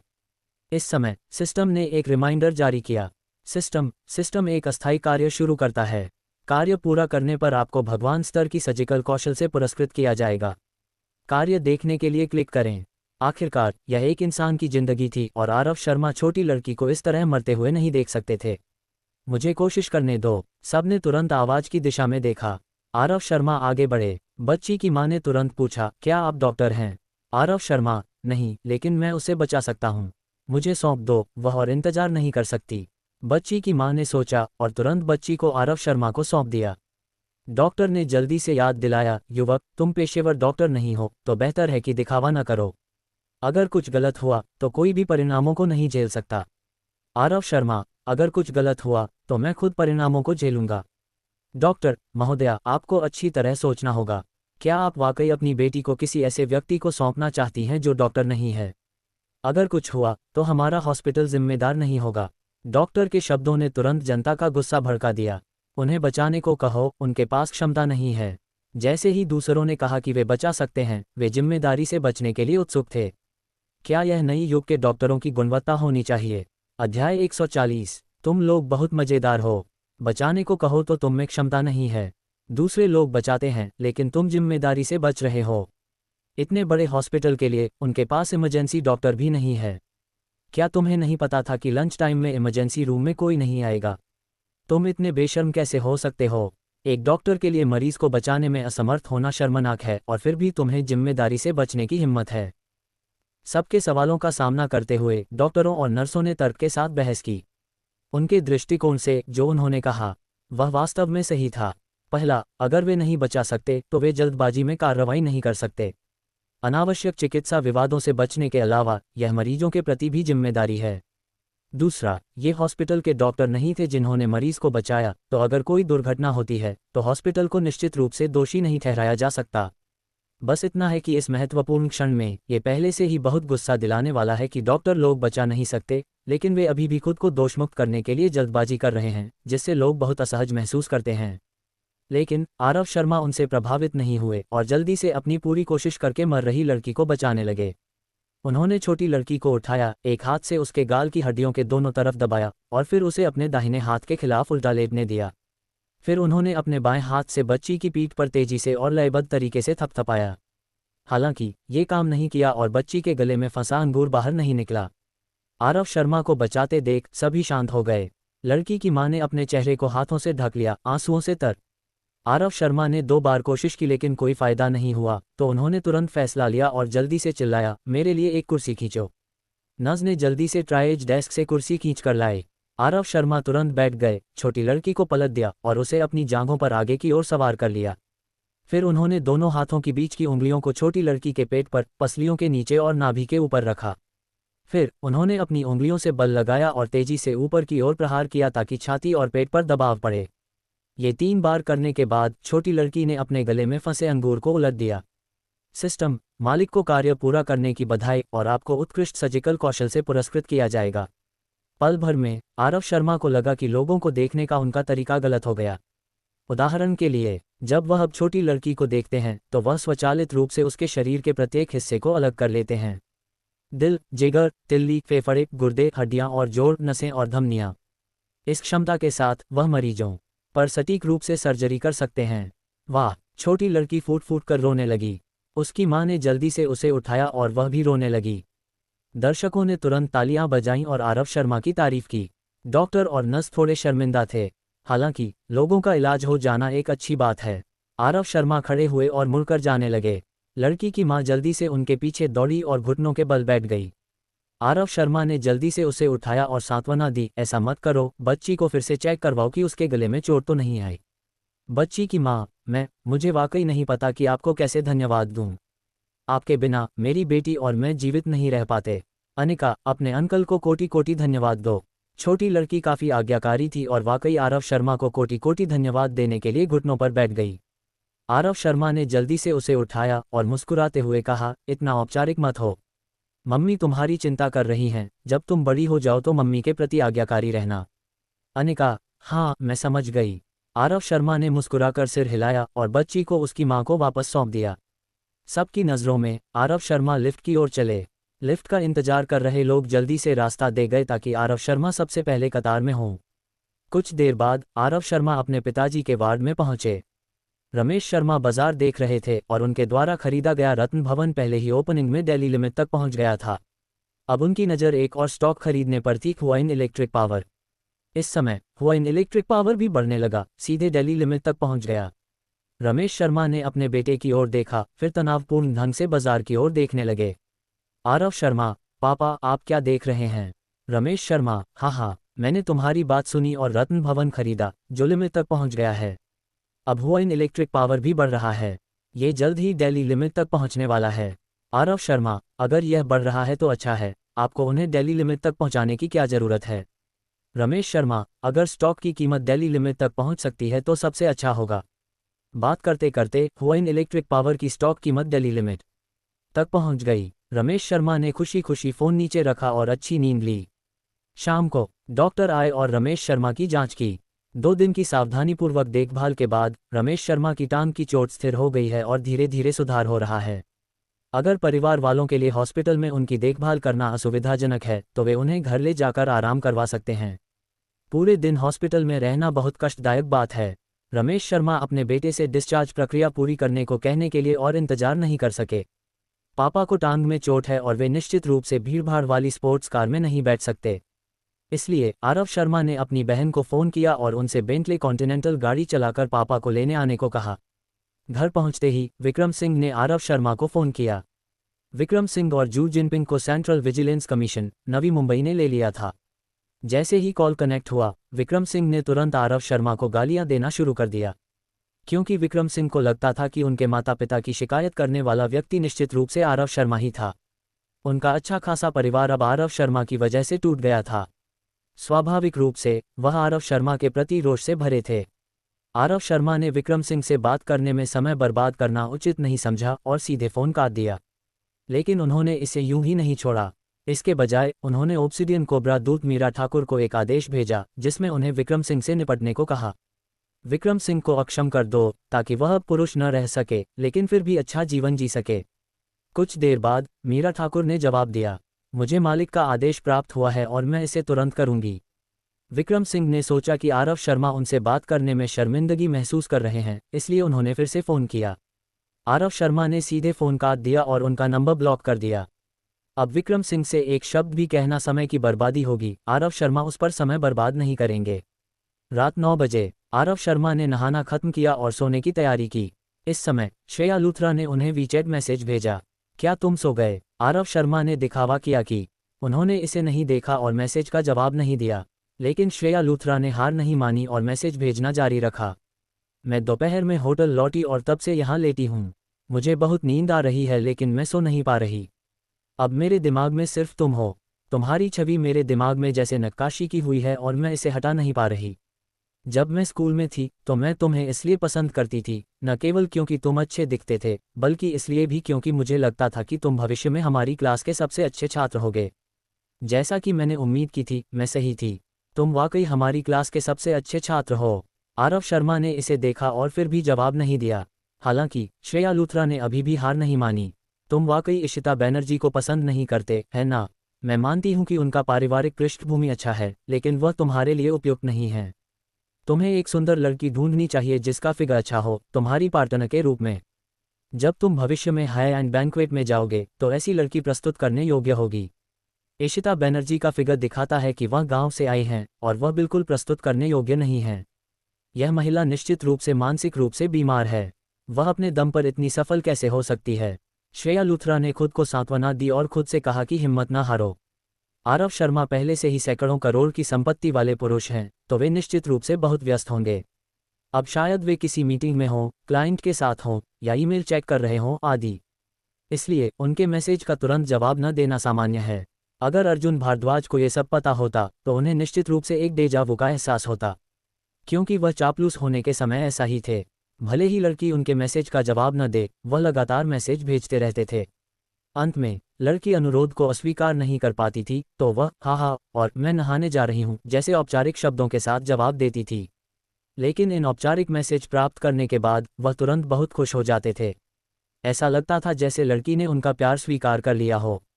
आरव शर्मा को श्रेया लूथरा पसंद नहीं थी, न ही वह उन पर अपना समय बर्बाद करना चाहते थे और इससे भी ज्यादा वह उनके द्वारा परेशान नहीं होना चाहते थे। इसलिए उन्होंने अनमने ढंग से उनके मैसेज का जवाब दिया, मैं बहुत व्यस्त हूँ, माफ़ करना, मुझे नहाना है और सोना है। होम इन एक कमरा। श्रेया लूथरा, जो मूल रूप से उदास थी, अचानक उत्साह से बिस्तर से कूद पड़ी। श्रेया लूथरा ने खुद से बुदबुदाया, आरव शर्मा इतने व्यस्त हैं लेकिन फिर भी मेरे मैसेज का जवाब देने के लिए समय निकालते हैं। उनके दिल में मेरे लिए कुछ भावनाएं जरूर होंगी। कम से कम उन्हें मुझे प्रपोज करने का मौका देने की इच्छा तो होगी। ये बहुत अच्छा है, बहुत अच्छा। चिंता मत करो, मैं कभी हार नहीं मानूंगी और तुम्हें तुम्हारे लिए सच्चे दिल को देखने दूंगी। क्लास की सबसे सुंदर लड़की के रूप में उन्हें एक समय में कई लड़कों ने चाटा था, लेकिन अब आरव शर्मा एक धनी व्यक्ति के करीब होने के लिए वह उस कुत्ते की तरह बन गई हैं जो कभी उनके घुटनों को चाटता था। अगर उनके चाहने वालों और पीछा करने वालों को पता चलता कि वह इतने विनम्रता से आरव शर्मा को चाट रही हैं तो उनका दिल टूट जाएगा। जिस देवी को उन्होंने हर तरह से चाटने की कोशिश की लेकिन नहीं पा सके, वह अब उनके जैसे ही दूसरे पुरुषों को चाट रही है। यह न केवल हानिकारक है बल्कि बहुत अपमानजनक भी है। सौभाग्य से आरव शर्मा उनकी बात नहीं सुन सके, वरना वह इतने गुस्से में होते कि बेहोश हो जाते। इतने आत्ममुग्ध होने के लिए वह निश्चित रूप से चापलूसों में सर्वश्रेष्ठ हैं और अतीत में अर्जुन भारद्वाज के साथ तुलना की जा सकती हैं। अध्याय 141। अगली सुबह आरव शर्मा जल्दी उठे। जब उन्होंने अपना फ़ोन खोला तो देखा कि श्रेया लूथरा ने उन्हें दर्जनों मैसेज भेजे थे। आरव शर्मा, क्या तुमने नहाना खत्म कर लिया? क्या तुम अभी भी व्यस्त हो? क्या तुम सो गए? शायद वह पहले ही सो चुके हैं। ठंड हो रही है, सोते समय कंबल ओढ़ लेना। किसी और दिन मैं तुम्हें खाना खिलाऊंगी, ठीक है? आखिरी मैसेज दिखा रहा था कि यह सुबह 4:20 बजे भेजा गया था। क्या इस महिला को नींद की जरूरत नहीं है? सुबह 4 बजे अकेले मैसेज करना कितना उबाऊ है। खबरें देखकर आरव शर्मा ने असहाय होकर सिर हिलाया। 3 साल पहले श्रेया लूथरा को आरव शर्मा इसलिए पसंद थे क्योंकि वह हैंडसम थे, उनकी पढ़ाई अच्छी थी और हर तरह से उनका प्रदर्शन अच्छा था। लेकिन 3 साल बाद श्रेया लूथरा को आरव शर्मा इसलिए पसंद है क्योंकि वह अमीर हैं। पुरुष पैसे के बल पर महिलाओं को जीतते हैं, लेकिन अगर कोई महिला स्पष्ट रूप से उनके पैसे के पीछे है तो कोई भी पुरुष इसे स्वीकार नहीं करेगा, जब तक कि ये सिर्फ मजा लेने के लिए न हो। लेकिन आरव शर्मा कुछ रईसजादों की तरह नहीं है जो बार बार गर्लफ्रेंड बदलते रहते हैं, जैसे कि उन्हें बिना महिलाओं के जीना मुश्किल हो। वह या तो प्यार नहीं करते या अगर करते हैं तो पूरी तरह समर्पित होते हैं। इसलिए श्रेया लूथरा को आरव शर्मा के साथ खिलवाड़ करने का मौका भी नहीं था। इन मैसेज भेजने का उनके पास कोई और उद्देश्य नहीं था सिवाय इसके कि खुद को और ज़्यादा चापलूस दिखाएं। आरव शर्मा ने श्रेया लूथरा के मैसेज का जवाब नहीं दिया। वह उठे और दांत ब्रश करने और चेहरा धोने चले गए। नाश्ता खत्म करने के ठीक बाद एक अनजान नंबर से फ़ोन आया। हेलो हेलो, क्या ये श्रीमान आरव शर्मा हैं? हाँ, मैं ही हूँ। आप कौन हैं? हेलो श्रीमान आरव, मैं संदीप मिश्रा हूँ, पिनेकल टावर्स के प्रॉपर्टी मैनेजमेंट ऑफिस का मैनेजर। आपके द्वारा खरीदे गए पिनेकल टावर्स के प्रॉपर्टी राइट्स की प्रक्रिया पूरी हो चुकी है और अब मेरे पास हैं। चूंकि प्रत्येक ऑफिस के प्रॉपर्टी राइट्स स्वतंत्र हैं, इसलिए प्रॉपर्टी सर्टिफिकेट्स काफ़ी ज़्यादा हैं और वे 2 बड़े बॉक्स में पैक हैं। क्या आप इन्हें खुद लेना चाहेंगे या मैं इन्हें आपके पास पहुंचा दूं? अगर मैं सभी प्रॉपर्टी सर्टिफिकेट्स घर भेज देता हूं तो मुझे परिवार से झूठ बोलना पड़ेगा। इसलिए आरव शर्मा ने संदीप मिश्रा से कहा कि वे इन्हें ओबरॉय स्काई टावर्स भेज दें और वह बाद में वहां जाकर इन्हें ले लेंगे। संदीप मिश्रा ने जल्दी से सहमति दी, फोन काटा और ओबरॉय स्काई टावर्स के लिए रवाना हो गए। अक्टूबर के अंत में मौसम पहले से ही थोड़ा ठंडा हो गया था। बाहर अभी भी हवा चल रही थी और मौसम ठंडा था। बाहर जाने से पहले उनकी मां ने आरव शर्मा को एक पतला कोट पहना दिया। यह मौसम के लिए एकदम सही पोशाक थी। सच कहें तो बुगाटी कुछ समय तक चलाने के बाद आरव शर्मा को थोड़ा बोरियत महसूस होने लगी। यह नहीं कि कार खराब है, बस ड्राइविंग अनुभव थोड़ा खराब है। वह 185 सेमी लंबे हैं और उनका वजन 160 किलो है, इसलिए उस छोटी सी जगह में बैठना उनके लिए बहुत असहज था। इसलिए वह एक एसयूवी खरीदने की योजना बना रहे हैं। आखिरकार उनके लिए गाड़ी चलाना सुविधा के लिए है, न कि दिखावा करने के लिए। बेशक आपको वही कार चलानी चाहिए जो सबसे ज़्यादा आरामदायक हो। बुगाटी वेरॉन को रख लो और कभी कभी इसे बाहर निकाल कर दिखावा करो और रिलैक्स करो। आरव शर्मा समुदाय से बाहर निकले और रोल्स रॉयस 4S स्टो तक टैक्सी ली। अपनी हैसियत को देखते हुए उनके लिए रोल्स रॉयस कुलिनन खरीदना ज़्यादा नहीं होगा। जल्द ही कार रोल्स रॉयस 4S स्टो के सामने रुकी। आरव शर्मा अभी कार से उतरे ही थे कि सुबह 10 बज गए और सिस्टम ने एक रिमाइंडर जारी किया। सिस्टम साइन इन सफल, दैनिक कार्य जारी। कृपया पूरी कोशिश करें कि मालिक को पसंद आने वाला कुलिनन खरीदें। कार्य पूरा करें और आपको कुलिनन खरीदने में खर्च की गई राशि का 10 गुना नकद पुरस्कार मिलेगा। आरव शर्मा बहुत खुश हुए। क्या इसका मतलब यह नहीं कि अगर वह 10 करोड़ खर्च करके कुलिनन खरीदते हैं तो सिस्टम उन्हें 1 बिलियन वापस करेगा? सिस्टम सैद्धांतिक रूप से ऐसा ही है, लेकिन एक कुलिनन की कीमत 80 लाख रुपये से कम है और मालिक ने सीधे 4S स्टो को 10 करोड़ रुपये दे दिए। क्या यह मूर्खता नहीं है? आरव शर्मा, ये कुछ हद तक सही लगता है। हम पैसा खर्च करके भी मूर्ख कहलाने की गाली नहीं खा सकते। सिस्टम के साथ जब तक आरव शर्मा कार्य पूरा करते रहेंगे वे भविष्य में असीमित धन जमा कर लेंगे। एक बार में सिस्टम का ज़्यादा फायदा उठाने के लिए 4S स्टो को इतना ज़्यादा पैसा देने की ज़रूरत नहीं है। बस सामान्य बोली लगाएं और इसे खरीद लें। आरव शर्मा 4S स्टो में चले गए, पुराने रोल्स रॉयस के आकर्षण की सराहना करने। सच कहें तो रोल्स रॉयस कार की बनावट आरव शर्मा के सौंदर्यबोध के साथ बहुत मेल खाती है। ये चौकोर और बड़ी है और इसे देखकर आंखों को सुकून मिलता है। अन्य ब्रांड की कारों की तरह नहीं, जिन्हें नुकीला आकार देना पड़ता है। ये कूल दिखती है लेकिन लोगों को आरामदायक महसूस नहीं कराती। स्टो में सभी लोग एक घेरे में इकट्ठा थे और मुझे नहीं पता कि वे क्या कर रहे थे। तब आरव शर्मा को एहसास हुआ कि उनके पहने हुए कपड़े रोल्स रॉयस खरीदने वाले की हैसियत से मेल नहीं खाते। शायद इसीलिए कोई उन्हें अभिवादन करने नहीं आया। उन्होंने जल्दी से अपनी कॉटन जैकेट उतारी, इसे अपनी पीठ पर रखा और चिल्लाया, कोई आए। स्टोर में सभी ने निश्चित रूप से उन्हें अंदर आते देखा होगा। कोई भी उन्हें मनोरंजन करने नहीं आया, बेशक क्योंकि वह ऐसे कपड़े नहीं पहने थे जैसे कि वह रोल्स रॉयस खरीद सकते हों। ग्राहकों के दृष्टिकोण से दुकान के कर्मचारियों का इतना स्नोबिश होना निश्चित रूप से गलत है। लेकिन स्टोर क्लर्क के दृष्टिकोण से इस मुद्दे पर विचार करें तो ये समझ में आता है। हर दिन कार देखने वाले बहुत सारे लोग आते हैं, लेकिन वास्तव में खरीदने वाले बहुत कम होते हैं। कभी कभी एक दिन में दर्जनों मेहमानों का मनोरंजन करना पड़ता है, लेकिन एक भी ऑर्डर नहीं मिलता। समय के साथ इन दुकान कर्मचारियों ने स्वाभाविक रूप से विभिन्न ग्राहकों के लिए अलग अलग व्यवहार करने की आदत विकसित कर ली। आखिरकार कोई भी उन ग्राहकों पर समय बर्बाद नहीं करना चाहता जो संभवतः इसे खरीद ही नहीं सकते। लेकिन ग्राहक भगवान होता है, उनका लोगों के साथ ऐसा व्यवहार करना गलत है। आरव शर्मा ने अपनी कॉटन जैकेट उतारी जिसके नीचे डाई शर्ट दिखाई दी। आखिरकार कोई उन्हें अभिवादन करने आया। एक युवा लड़की जो गरिमा में और उदार दिखती थी मुस्कुराते हुए आई और पूछा, आप कौन सी कार देखना चाहते हैं? आरव शर्मा, कुलिनन नवीनतम मॉडल। कार खरीद सलाहकार, क्षमा करें, नहीं है। आरव शर्मा, नहीं है, यह कोई हाई एंड मॉडल नहीं है। 4S स्टोर में ये कैसे नहीं हो सकता? क्या उन्होंने वास्तव में कहा कि कुलिनन हाई एंड मॉडल नहीं है? दुनिया भर के कार ब्रांड्स को देखें, कितने ब्रांड्स की एसयूवी कुलिनन से तुलना कर सकती हैं? कार खरीद सलाहकार, हाँ, आप कमाल के हैं। ये पहली बार है जब मैंने किसी को कहते सुना कि कुलिनन हाई एंड मॉडल नहीं है। स्टोर में केवल एक कुलिनन है और उस ग्राहक ने पहले से ही उस पर नज़र रख ली है। इसलिए क्षमा करें, हम आपको कार देखने नहीं दे सकते। कहीं ग्राहक को ये देखकर नाराजगी न हो। केवल एक बचा है तो इसे देखना और भी महत्वपूर्ण हो जाता है। कार खरीदना महत्वपूर्ण है, लेकिन पुरस्कार प्राप्त करना भी महत्वपूर्ण है। आरव शर्मा इस कार खरीद सलाहकार के साथ शब्दों को बर्बाद नहीं करना चाहते थे, इसलिए वह सीधे भीड़ की ओर चले गए। कार खरीद सलाहकार ने जल्दी से उनका पीछा किया और पूछा, आप क्या कर रहे हैं? आरव शर्मा, क्या आपका सवाल बेतुका नहीं है? 4S स्टोर में क्या कर सकते हैं? बेशक, कार खरीदने के लिए। कार खरीद सलाहकार ने आरव शर्मा के हाथ में कॉटन पैडेड जैकेट को देखा और महसूस किया कि वह कुलिनन खरीदने वाला नहीं है। वह हंसी और बोली, केवल डाई शर्ट पहनकर अमीर होने का दिखावा करना हास्यास्पद है। मैंने लोगों को सिर से पांव तक अरमानी पहने देखा है और वे सिर्फ स्टोर में तस्वीरें लेने आए थे दिखावा करने के लिए। आरव शर्मा ने उनकी अनदेखी की, भीड़ के पास पहुंचे और जोर से पूछा, स्टोर मैनेजर कौन है?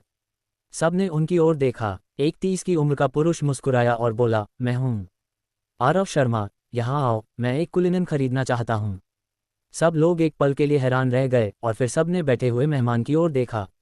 वहाँ बैठा मेहमान एक 20 या 30 की उम्र का पुरुष था और उसके कपड़ों से जाहिर था कि वह धनी व्यक्ति है। वह अरमानी सूट और 6 लाख रुपये से ज़्यादा कीमत की रोलेक्स आइस ब्लू डायमंड घड़ी पहने हुए था। कोई आश्चर्य नहीं कि कार खरीद सलाहकार को आरव शर्मा की खरीदने की क्षमता पर शक था। इस बड़े भाई की तुलना में आरव शर्मा वास्तव में बहुत साधारण दिख रहे थे। लेकिन चूंकि यह सर्विस इंडस्ट्री है, हमें अपने सर्विस के दायरे में अपना काम अच्छी तरह करना होगा। हर धनी व्यक्ति को बड़े सोने की चेन, डायमंड घड़ियां और लग्जरी सामान पहनना पसंद नहीं होता। आप किसी को सिर्फ इसलिए अलग नज़रों से नहीं देख सकते क्योंकि वे साधारण कपड़े पहनते हैं। स्टोर मैनेजर बहुत अनुभवी है।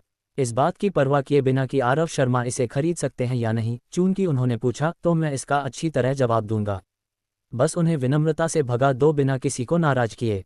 स्टोर मैनेजर मुस्कुराया और बोला, हैंडसम, क्षमा करें, हमारे पास स्टॉक में केवल एक कुलिनन है और श्रीमान अनिल सेठ ने पहले से ही उस पर नज़र रख ली है।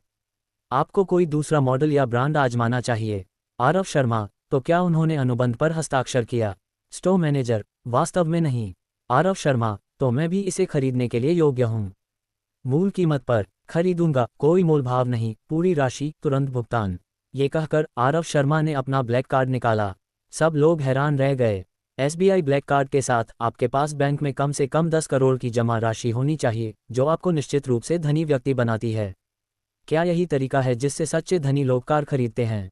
बिना किसी अनावश्यक बकवास के बस ब्लैक कार्ड निकाल लिया। ऐसी शानदार कार्ड निकालने की क्रिया वाकई आकर्षक है। कार खरीद सलाहकार आगे आकर अभिवादन करना चाहते थे। हालांकि स्टोर मैनेजर ने पहल की और जल्दी से मुस्कुराते हुए आरव शर्मा के पास गया, बोला, बॉस कृपया बैठें, कृपया बैठें। ऐसा शानदार ग्राहक खुद हमारे पास आया। मैनेजर किसी भी तरह से क्लर्क को उसे रिसीव करने नहीं देगा। किसे पैसे से समस्या है, किसे एक और धनी ग्राहक होने की शिकायत होगी। वह कार खरीद सलाहकार जिसने आरव शर्मा को कुलिनन न खरीद पाने के लिए तुच्छ समझा था, वह चिंतित हो गई। वह थी जिसने इस मेहमान को अंदर बुलाया था। आरव शर्मा, मेरे पास बैठने का समय नहीं है। मैं कार खरीदने और प्रॉपर्टी सर्टिफिकेट स्थापित करने का इंतजार कर रहा हूँ।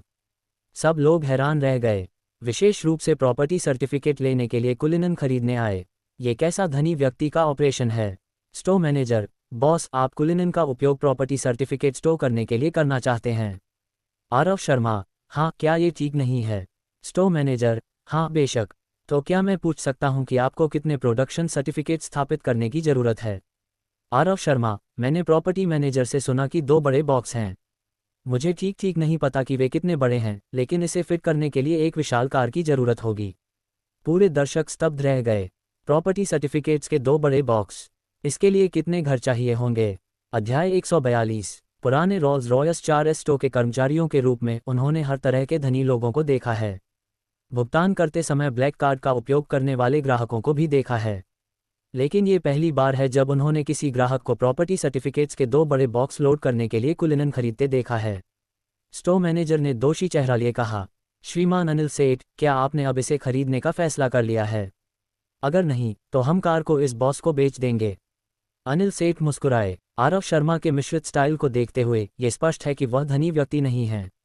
उन्हें जल्द से जल्द कार खरीदने का फैसला करवाने के लिए 4S स्टो ने वाकई हर संभव तरीका आजमाया, यहाँ तक कि टोआ को भी बुलाया। नवाब अनिल सेठ: भाई, अगर तुम्हें टोआ बनना है तो पेशेवर बनो। अंदर डाय और बाहर कॉटन जैकेट पहनना। क्या तुमने कभी किसी धनी व्यक्ति को इस तरह कपड़े पहने देखा है? आरव शर्मा: मैं इसे ऐसे ही पहनूंगा। स्टोर मैनेजर: जल्दी से औपचारिकताएं पूरी करो। वे अभी भी ओबरॉय स्काई टावर्स के दरवाजे पर मेरा इंतजार कर रहे हैं जन्म प्रमाण पत्र लेने के लिए। अनिल सेठ: हाँ, तुम और भी हास्यास्पद होते जा रहे हो। मुझसे मत कहो कि तुमने ओबरॉय स्काई टावर्स खरीद लिया।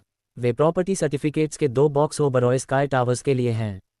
आरव शर्मा: वास्तव में ऐसा नहीं है। मैंने 2 दिन पहले ओबरॉय स्काई टावर्स का प्रॉपर्टी सर्टिफिकेट ले लिया था। अब मुझे पिनेकल टावर्स का प्रॉपर्टी सर्टिफिकेट लेने जाना है। अनिल सेठ: हाँ, मैं हंसी से मर रहा हूँ। क्या तुम जानते हो कि ओबरॉय स्काई टावर्स में एक घर की कीमत कितनी है? क्या तुम जानते हो कि पिनेकल टावर्स का मासिक किराया कितना है? अगर तुम्हारे पास इतना पैसा है तो क्या तुम्हें अभी भी खुद कार खरीदने आने की ज़रूरत है? आरव शर्मा: तुमने जो कहा वह बहुत सही है। मुझे वाकई कुछ छोटे भाइयों को पालना चाहिए और इन छोटी मोटी गड़बड़ चीज़ों को उनके हवाले करना चाहिए।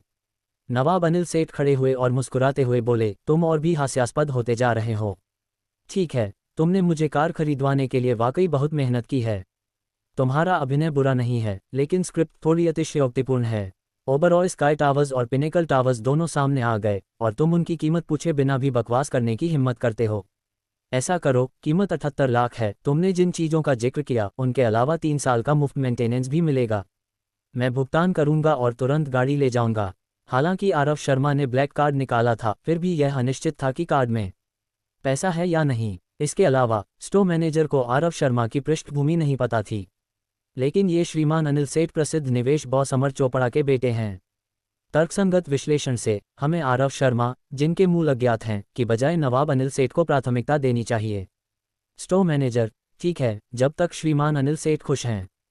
हम आरव शर्मा ने तुरंत बीच में टोका: 80 लाख, जल्दी कार्ड स्वाइप करो, मुझे जल्दी है। सब लोग फिर से हैरान रह गए। चाहे ग्राहक कितना भी अमीर क्यों ना हो, मैं हमेशा कम कीमत के लिए मोलभाव करता हूँ। ये पहली बार है जब मुझे कोई ऐसा मिला जो कीमत बढ़ा रहा हो। क्या इस लड़के के पास इतना पैसा है कि वह इसे जला रहा है? अनिल सेठ भी उदास दिखे और पूछा: तुम लोग बहुत ज़्यादा कर रहे हो। मैंने पहले से ही कार खरीदने का फैसला कर लिया है, लेकिन तुम लोग अभी भी कीमत बढ़ाने की कोशिश कर रहे हो। मैं तुम्हें बता रहा हूँ, अगर तुम इस तरह अभिनय करते रहे तो मैं इसे नहीं खरीदूंगा। तब स्टोर मैनेजर को एहसास हुआ कि अनिल सेठ ने उन्हें गलत समझा है। स्टोर मैनेजर ने कहा: श्रीमान अनिल सेठ, मुझे लगता है कि आपने गलत समझा। ये बॉस हमारा टोआ नहीं है। हम रोल्स रॉयस को टोआ की ज़रूरत नहीं है। अगर वह जानबूझकर परेशानी नहीं कर रहा है तो वह वाकई 80 लाख खर्च करके स्टोर में एकमात्र कुलिनन खरीदना चाहता है। कौन कार खरीदने के लिए अतिरिक्त पैसा देगा? क्या ये बकवास नहीं है? नवाब अनिल सेठ ने जल्दी से पूछा: भाई, क्या तुम जानबूझकर परेशानी कर रहे हो? इस कार की कीमत टॉप कॉन्फ़िगरेशन में केवल 78 लाख रुपये है और तुमने इसे 80 लाख रुपये में खरीदा। आरव शर्मा: क्या तुमने 78 लाख खर्च नहीं किए? अगर मैं कुछ पैसे नहीं जोड़ता तो वे इसे मुझे नहीं बेचेंगे। मुझे वाकई इसकी तुरंत ज़रूरत है, तो मुझसे बहस मत करो, तुम वैसे भी मुझसे नहीं जीत सकते। नवाब अनिल सेठ: कमाल है, मैं तुमसे नहीं जीत सकता। मैं राहुल चोपड़ा, एक कुलीनन नहीं खरीद सकता। तुम किसे कम आंक रहे हो? मैं 85 लाख की बोली लगाता हूँ, क्या तुम अभी भी साथ देना चाहते हो? पहले कार खरीदो और फिर 4 एस्टो से अतिरिक्त पैसे वापस मांगो या कुछ मुआवजा सेवाएं मांगो। चाहे कुछ भी हो, हमें चेहरा नहीं खोना चाहिए। ये है जो राहुल चोपड़ा वास्तव में सोच रहे हैं। वह चाहे जितना भी भुगतान करें। आरव शर्मा निश्चित रूप से बोली लगाएंगे। आरव शर्मा, मैंने तुमसे कहा था कि तुम मुझसे नहीं जीत सकते। सचमुच, इसे मुझे दे दो। मैं 10 करोड़ दूंगा और तुम मुझे वह सभी सेवाएं दे सकते हो जो मुझे मिलनी चाहिए। अनिल सेठ ने कीमत बढ़ाने की हिम्मत नहीं की। 78 लाख की कार को 10 करोड़ तक बढ़ाना, क्या यह मूर्खता नहीं है? पैसे खर्च करने का ये तरीका नहीं है। स्वीकार्य रूप से दूसरों के लिए कार खरीदना मतलब पैसा खर्च करना है। 78 लाख की कार को 10 करोड़ में खरीदना वास्तव में बहुत बड़ा नुकसान है। हालांकि आरव शर्मा के लिए ये पैसा खर्च करना नहीं है, बल्कि पैसा कमाना है। अगर वह इसे 10 करोड़ में खरीदते हैं तो सिस्टम उन्हें 1 बिलियन वापस करेगा। अनिल सेठ, ठीक है, तुम कमाल हो, मैं तुम्हें भुगतान करते देखूंगा। चलो, कार्ड स्वाइप करो और मुझे दिखाओ। स्टोर मैनेजर ने जल्दी से कार्ड मशीन लाए। आरव शर्मा ने कार्ड स्वाइप किया और 10 करोड़ ट्रांसफर कर दिए। जब उन्होंने बिल रसीद देखी तो सब हैरान रह गए। वह वाकई एक धनी व्यक्ति है जो पैसे खर्च करने में पलक नहीं झपकाता। राहुल चोपड़ा अत्यधिक हैरान थे और सोचा, हे भगवान, मैं वाकई किसी ऐसे व्यक्ति से मिला जो पैसे को गंभीरता से नहीं लेता। उसने सिर्फ 10 करोड़ रुपये निकाल दिए। मैं सोच रहा हूँ, क्या उसे अतिरिक्त 20 लाख रुपये के लिए बिल्कुल भी बुरा नहीं लगता? उसका परिवार सोने की खान चलाता है और वह इतना घमंडी है। स्टोर मैनेजर बहुत खुश हुआ और मुस्कुराते हुए बोला, बॉस, आइए, मैं आपको कार दिखाता हूँ। ये हमारे स्टोर में बचा एकमात्र कुलीनन है। अगर आप बाद में आते तो आपको इसे खरीदने के लिए 1 महीने से ज़्यादा इंतजार करना पड़ता। आरव शर्मा, जल्दी पहुंचने से बेहतर है सही समय पर पहुंचना। स्टोर मैनेजर ने कहा, बिल्कुल सही, बिल्कुल सही। हम भाग्यशाली हैं। हमारे रोल्स रॉयस ब्रांड के लिए आपके जैसे ग्राहकों की सेवा करना सम्मान की बात है। स्टोर मैनेजर को व्यक्तिगत रूप से आरव शर्मा को कार दिखाने के लिए आमंत्रित करते देख, वह पहली कार खरीद सलाहकार जिसने आरव शर्मा से बात की थी, उसे इतना पछतावा हुआ कि उसकी अंतड़ियां हरी हो गईं। वह कभी नहीं सोच सकती थी कि इतना साधारण दिखने वाला युवक इतना अमीर हो सकता है। लगता है कि भविष्य में चाहे कैसा भी मेहमान हो, हमें सावधानी से उनका मनोरंजन करना होगा, क्योंकि ऐसा कोई कम प्रोफाइल धनी व्यक्ति हो सकता है। राहुल चोपड़ा बहुत गुस्से में थे, लेकिन वह कुछ नहीं कर सकते थे। अगर आप किसी ऐसे व्यक्ति से मिलते हैं जो पैसे को पैसा नहीं मानता, तो आपको हार माननी पड़ती है। श्रीमान अनिल सेठ, आइए अन्य मॉडल्स देखें। हाँ, आप एक सेडान खरीद सकते हैं जो उतनी ही प्रभावशाली है। मैं आपको अन्य मॉडल्स दिखाता हूँ। कार खरीद सलाहकार भी राहुल चोपड़ा को बनाए रखना चाहते थे, लेकिन राहुल चोपड़ा का रोल्स रॉयस खरीदना ये दिखाता है कि वह एक ऐसा व्यक्ति है जो अपने चेहरे की ज़्यादा परवाह करता है, वरना वह सिर्फ BYD खरीद लेता। उस कार को, जिसे वह पसंद करता था, लंबी बातचीत के बाद किसी और ने छीन लिया। वह अन्य मॉडल्स को देखने के मूड में कैसे हो सकता था? मैं और नहीं देखना चाहता। राहुल चोपड़ा दहाड़े और तुरंत चले गए। दुकान कर्मचारी अनमने ढंग से राहुल चोपड़ा को जाते देख रहे थे, लेकिन वे ये भी जानते थे कि वह गुस्से में हैं। अगर उसे जबरदस्ती रोकने की कोशिश की तो वह निश्चित रूप से और भड़क जाएगा। न केवल आप व्यवसाय करने में असफल होंगे, बल्कि आपको गालियां भी पड़ेंगी। फिर क्यों परेशान होना, बस उसे जाने दो। आरव शर्मा ने स्टोर मैनेजर के साथ कार आजमाई और वापस आने पर अनुबंध पर हस्ताक्षर करके इसे खरीद लिया। आखिरकार आरव शर्मा ने 20 लाख अतिरिक्त दिए थे और स्टोर मैनेजर लोगों से निपटने में बहुत अच्छा था। उसे जो उपहार देने चाहिए थे उनके अलावा उसने 3 साल का कार बीमा और मुफ्त मेंटेनेंस, साथ ही एक गैस कार्ड भी दिया। इस कार की खरीद से आरव शर्मा ने निश्चित रूप से नुकसान किया। ये अतिरिक्त चीजें निश्चित रूप से 20 लाख की कीमत की नहीं हैं। हालांकि आरव शर्मा को सिस्टम से 1 बिलियन मिला। कुल मिलाकर उन्होंने अभी भी बहुत पैसा कमाया। औपचारिकताएं पूरी होने के बाद सिस्टम ने एक रिमाइंडर जारी किया। सिस्टम, मालिक को कार्य पूरा करने की बधाई। मालिक ने कुलीनन खरीदने के लिए 10 करोड़ खर्च किए और सिस्टम 1 बिलियन वापस करेगा। ये जल्द ही आपके खाते में जमा होगा, कृपया इसे जांच लें। स्टोर मैनेजर ने जल्दी से स्टोर के सभी कर्मचारियों को आरव शर्मा को विदा करने के लिए लाया। जैसे ही आरव शर्मा कार में बैठे, स्टोर मैनेजर ने सभी को झुककर विदाई देने के लिए कहा, श्रीमान आरव को विदाई, अगली बार फिर से आने का स्वागत है। आरव शर्मा ने मुस्कुराकर उनके उत्साह का जवाब दिया। फिर वह ओबरॉय स्काई टावर्स की ओर ड्राइव करके चले गए। ज़्यादा देर नहीं चली थी कि उन्हें बैंक से एक टेक्स्ट मैसेज मिला। सिस्टम से 1 बिलियन रुपये का पुरस्कार उनके खाते में आ चुका था। संदीप मिश्रा ओबरॉय स्काई टावर्स के दरवाजे पर 2 घंटे से इंतजार कर रहे थे। सच कहें तो वह वाकई इंतजार करके अधीर हो रहे थे। लेकिन जब उन्होंने मुड़कर पीछे की सीट पर रखे प्रॉपर्टी सर्टिफिकेट्स के 2 बॉक्स देखे तो वह तुरंत शांत हो गए। मैं नए बॉस का इंतजार कर रहा हूँ। धैर्य रखो, धैर्य रखो। कुछ देर बाद आरव शर्मा पहुंचे। दोनों ने फोन पर अपनी पहचान की पुष्टि की। संदीप मिश्रा जल्दी से कार से उतरे और आरव शर्मा की खिड़की तक चले गए और बहुत विनम्रता से बोले, बॉस आरव, मुझे वाकई खेद है कि आपको इतने ठंडे दिन में व्यक्तिगत रूप से यहाँ आना पड़ा। आरव शर्मा, मुझे ही शर्मिंदगी महसूस करनी चाहिए। चलो अंदर। संदीप मिश्रा, ठीक है, ठीक है। हालांकि नई कार का कोई लाइसेंस प्लेट नहीं है और यह रजिस्टर्ड नहीं है। लेकिन जब गार्ड ने देखा कि कार में आरव शर्मा हैं तो उसने जल्दी से लिफ्टिंग बार उठा दिया। रमेश पाल और गार्ड्स ने एक साथ चिल्लाया, श्रीमान आरव का घर में स्वागत है। आरव शर्मा ने सिर हिलाया और बोला, कार को पीछे रख दो। रमेश पाल, समझ गया। संदीप मिश्रा थोड़ा उलझन में दिखे। ये सिक्योरिटी गार्ड्स समुदाय में प्रवेश करने वाले अन्य मालिकों को अनदेखा कर देते थे। आरव शर्मा के वापस आने पर वे इतने विनम्र क्यों थे और वास्तव में एक साथ झुककर अभिवादन कर रहे थे? आरव शर्मा के पास अन्य मालिकों से ज्यादा क्या है? संदीप मिश्रा आरव शर्मा के साथ बिल्डिंग सी के प्रवेश द्वार तक गए और रुक गए। दोनों कार से उतरे। आरव शर्मा, मैनेजर संदीप, कृपया प्रॉपर्टी सर्टिफिकेट को 101 में ले जाएं।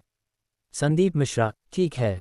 संदीप मिश्रा ने जल्दी से कार का दरवाजा खोला, प्रॉपर्टी सर्टिफिकेट्स का एक बॉक्स निकाला और सीधे 101 में भेज दिया। प्रिया शर्मा और अन्य लोग जल्दी से बाहर आए। बॉस, आप आ गए। बॉस, क्या आपने फिर से घर खरीदा? बॉस, इस बार आपने कहाँ खरीदा? क्या आप फिर से 2 बिल्डिंग्स खरीद रहे हैं? आरव शर्मा, इस बार मैंने 2 बिल्डिंग्स नहीं खरीदी, केवल एक, पिनेकल टावर्स। मैं प्रॉपर्टी सर्टिफिकेट को पहले यहाँ रखूंगा और भविष्य में किराया वसूलने का काम तुम्हें सौंपूंगा। प्रिया शर्मा, कोई समस्या नहीं, हम निश्चित रूप से किराया वसूलने का काम अच्छी तरह करेंगे। संदीप मिश्रा प्रॉपर्टी सर्टिफिकेट्स का दूसरा बॉक्स लेकर आए और पूछा, श्रीमान आरव, पिनेकल टावर्स खरीदने के अलावा आपने 2 बिल्डिंग्स भी खरीदी? आरव शर्मा ने मुस्कुराकर सिर हिलाया। प्रिया शर्मा, ये 2 बिल्डिंग्स बॉस ने खरीदी थीं। बैंग! संदीप मिश्रा के हाथ में कार्डबोर्ड बॉक्स जमीन पर गिर गया और उनके पैर पर लगा। संदीप मिश्रा दर्द से चिल्लाए और एक पैर पर उछलने लगे। सैकड़ों करोड़ खर्च करके पिनेकल टावर्स खरीदना पहले से ही काफी चौंकाने वाला है। मुझे नहीं लगा था कि यह सिर्फ बच्चों का खेल था। आरव शर्मा ने ओबरॉय स्काई टावर्स की 2 बिल्डिंग्स भी खरीदी। मेरे भगवान, उनके पास कितना पैसा है। अब संदीप मिश्रा को आखिरकार समझ में आया कि गार्ड्स केवल आरव शर्मा के प्रति इतने विनम्र क्यों थे। पता चला कि इस समुदाय का आधा हिस्सा आरव शर्मा का है। अगर आप उन्हें नाखुश करते हैं तो वह किसी भी समय प्रॉपर्टी बदल सकते हैं। उन गार्ड्स की भावनाएं जब उन्होंने आरव शर्मा को देखा वही थी जो संदीप मिश्रा की भावनाएं थी जब उन्होंने आरव शर्मा को देखा। बस अपने बॉस को खुश करो और बाकी किसी चीज की चिंता मत करो। हा हा। प्रिया शर्मा और अन्य लोग संदीप मिश्रा को इतना शर्मिंदा देखकर हंस पड़े। संदीप मिश्रा शर्मिंदा दिखे। उन्होंने जल्दी से बॉक्स उठाया और लंगड़ाते हुए कमरा 101 की ओर चले गए। अध्याय 143। संदीप मिश्रा ने बॉक्स को 101 में रखा और लंगड़ाते हुए बाहर आए। आरव शर्मा को खुश करने के लिए उन्होंने जल्दी से मुस्कुराते हुए पूछा, बॉस आरव, आपके पास कोई और निर्देश हैं? आरव शर्मा, मैं बाद में पिनेकल टावर्स जाने वाला हूं, मेरे लिए इंतजार करो। संदीप मिश्रा, ठीक है। आरव शर्मा प्रिया शर्मा और अन्य लोगों को ऑफिस 101 में ले गए। प्रिया शर्मा और अन्य लोग आरव शर्मा की खरीदारी की होड़ से विशेष रूप से हैरान थे। बॉस, आप कमाल के हैं। आपने फिर से एक बिल्डिंग खरीद ली। बॉस, क्या आपके परिवार के पास खान है? आप वाकई आंख बंद करके खरीदते हैं। दूसरे लोग कपड़े और बैग खरीदते हैं लेकिन आप पूरी बिल्डिंग खरीदते हैं। ये बहुत ज्यादा है। बॉस, मैं बस उत्सुक हूं कि आप क्या काम करते हैं। आपके पास इतना पैसा कैसे है? उनके सामने आरव शर्मा को कहानियां गढ़ने की जरूरत नहीं थी, उन्हें बस सच बोलना था। आरव शर्मा, मेरे नाम पर वर्तमान में 3 कंपनियां हैं, एक रियल एस्टेट में, एक कपड़ा व्यापार में और दूसरी वह एजेंसी कंपनी है जो मैंने हाल ही में शुरू की है। प्रिया शर्मा, ओह, कोई आश्चर्य नहीं कि आपके पास इतना पैसा है। रियल एस्टेट कंपनियां पैसा कमाती हैं। आजकल एक घर की कीमत लाखों में है। एक समुदाय में इतने सारे घर हैं तो उनकी कीमत अरबों में होनी चाहिए। आरव शर्मा, इसलिए तुम लोग कड़ी मेहनत करो, मैं निश्चित रूप से तुम्हें कम नहीं आंकूंगा। ये प्रॉपर्टी सर्टिफिकेट सभी के लिए यहाँ रखे जाएंगे।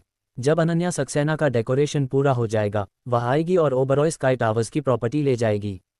वह इसे किराए पर देने के लिए जिम्मेदार होगी और तुम किराया वसूलने के लिए जिम्मेदार होगे। प्रिया शर्मा और अन्य लोगों ने सिर हिलाया। आरव शर्मा, ठीक है। संदीप मिश्रा अभी भी बाहर मेरा इंतजार कर रहे हैं, मैं पहले निकलता हूँ। अगर कुछ हो तो मुझे फ़ोन करो। सबने जल्दी से आरव शर्मा को विदा किया और उनकी कार को समुदाय के गेट से बाहर जाते देखा। जल्द ही आरव शर्मा और संदीप मिश्रा पिनेकल टावर्स पहुंचे। ये जगह विदेश से लौटे लोगों के लिए स्टार्टअप बेस के रूप में प्रचारित है। आरव शर्मा वाकई यह करीब से देखना चाहते थे कि यहाँ कौन सी कंपनियां हैं। संदीप मिश्रा आरव शर्मा के साथ देखने गए। चूंकि यह विदेश से लौटे लोगों के लिए स्टार्टअप बेस है, बेशक उनमें से ज़्यादातर विदेशी व्यापार कंपनियां हैं। कुछ औपचारिक विदेशी व्यापार कंपनियां हैं, जबकि अन्य अपेक्षाकृत शक्तिशाली विदेशी व्यापार ई कॉमर्स कंपनियां हैं। जब तक वे समय पर और पूरी तरह से किराया देते हैं, आरव शर्मा को इस बात की परवाह नहीं है कि वे किस उद्योग में हैं या उनका व्यवसाय कितना बड़ा है। जल्द ही दोनों 15वीं मंजिल पर पहुंचे। संदीप मिश्रा ने परिचय दिया, यह मंजिल 2 स्थानीय कंपनियों ने किराए पर ली है। एक है शिखर हॉस्पिटैलिटी लिमिटेड, जो अभी अभी यहां आए और उपयोग शुरू किया। दूसरी है सूर्य प्रकाश इन्वेस्टमेंट्स। आरव शर्मा ने सिर हिलाया और सूर्य प्रकाश इन्वेस्टमेंट्स के ऑफिस को देखने चले गए। लगता है सूर्य प्रकाश इन्वेस्टमेंट्स की निवेश क्षमता मजबूत है। उन्होंने 3 घर किराए पर लिए और उन्हें जोड़कर एक बनाया, जो 600 वर्ग मीटर से ज़्यादा है।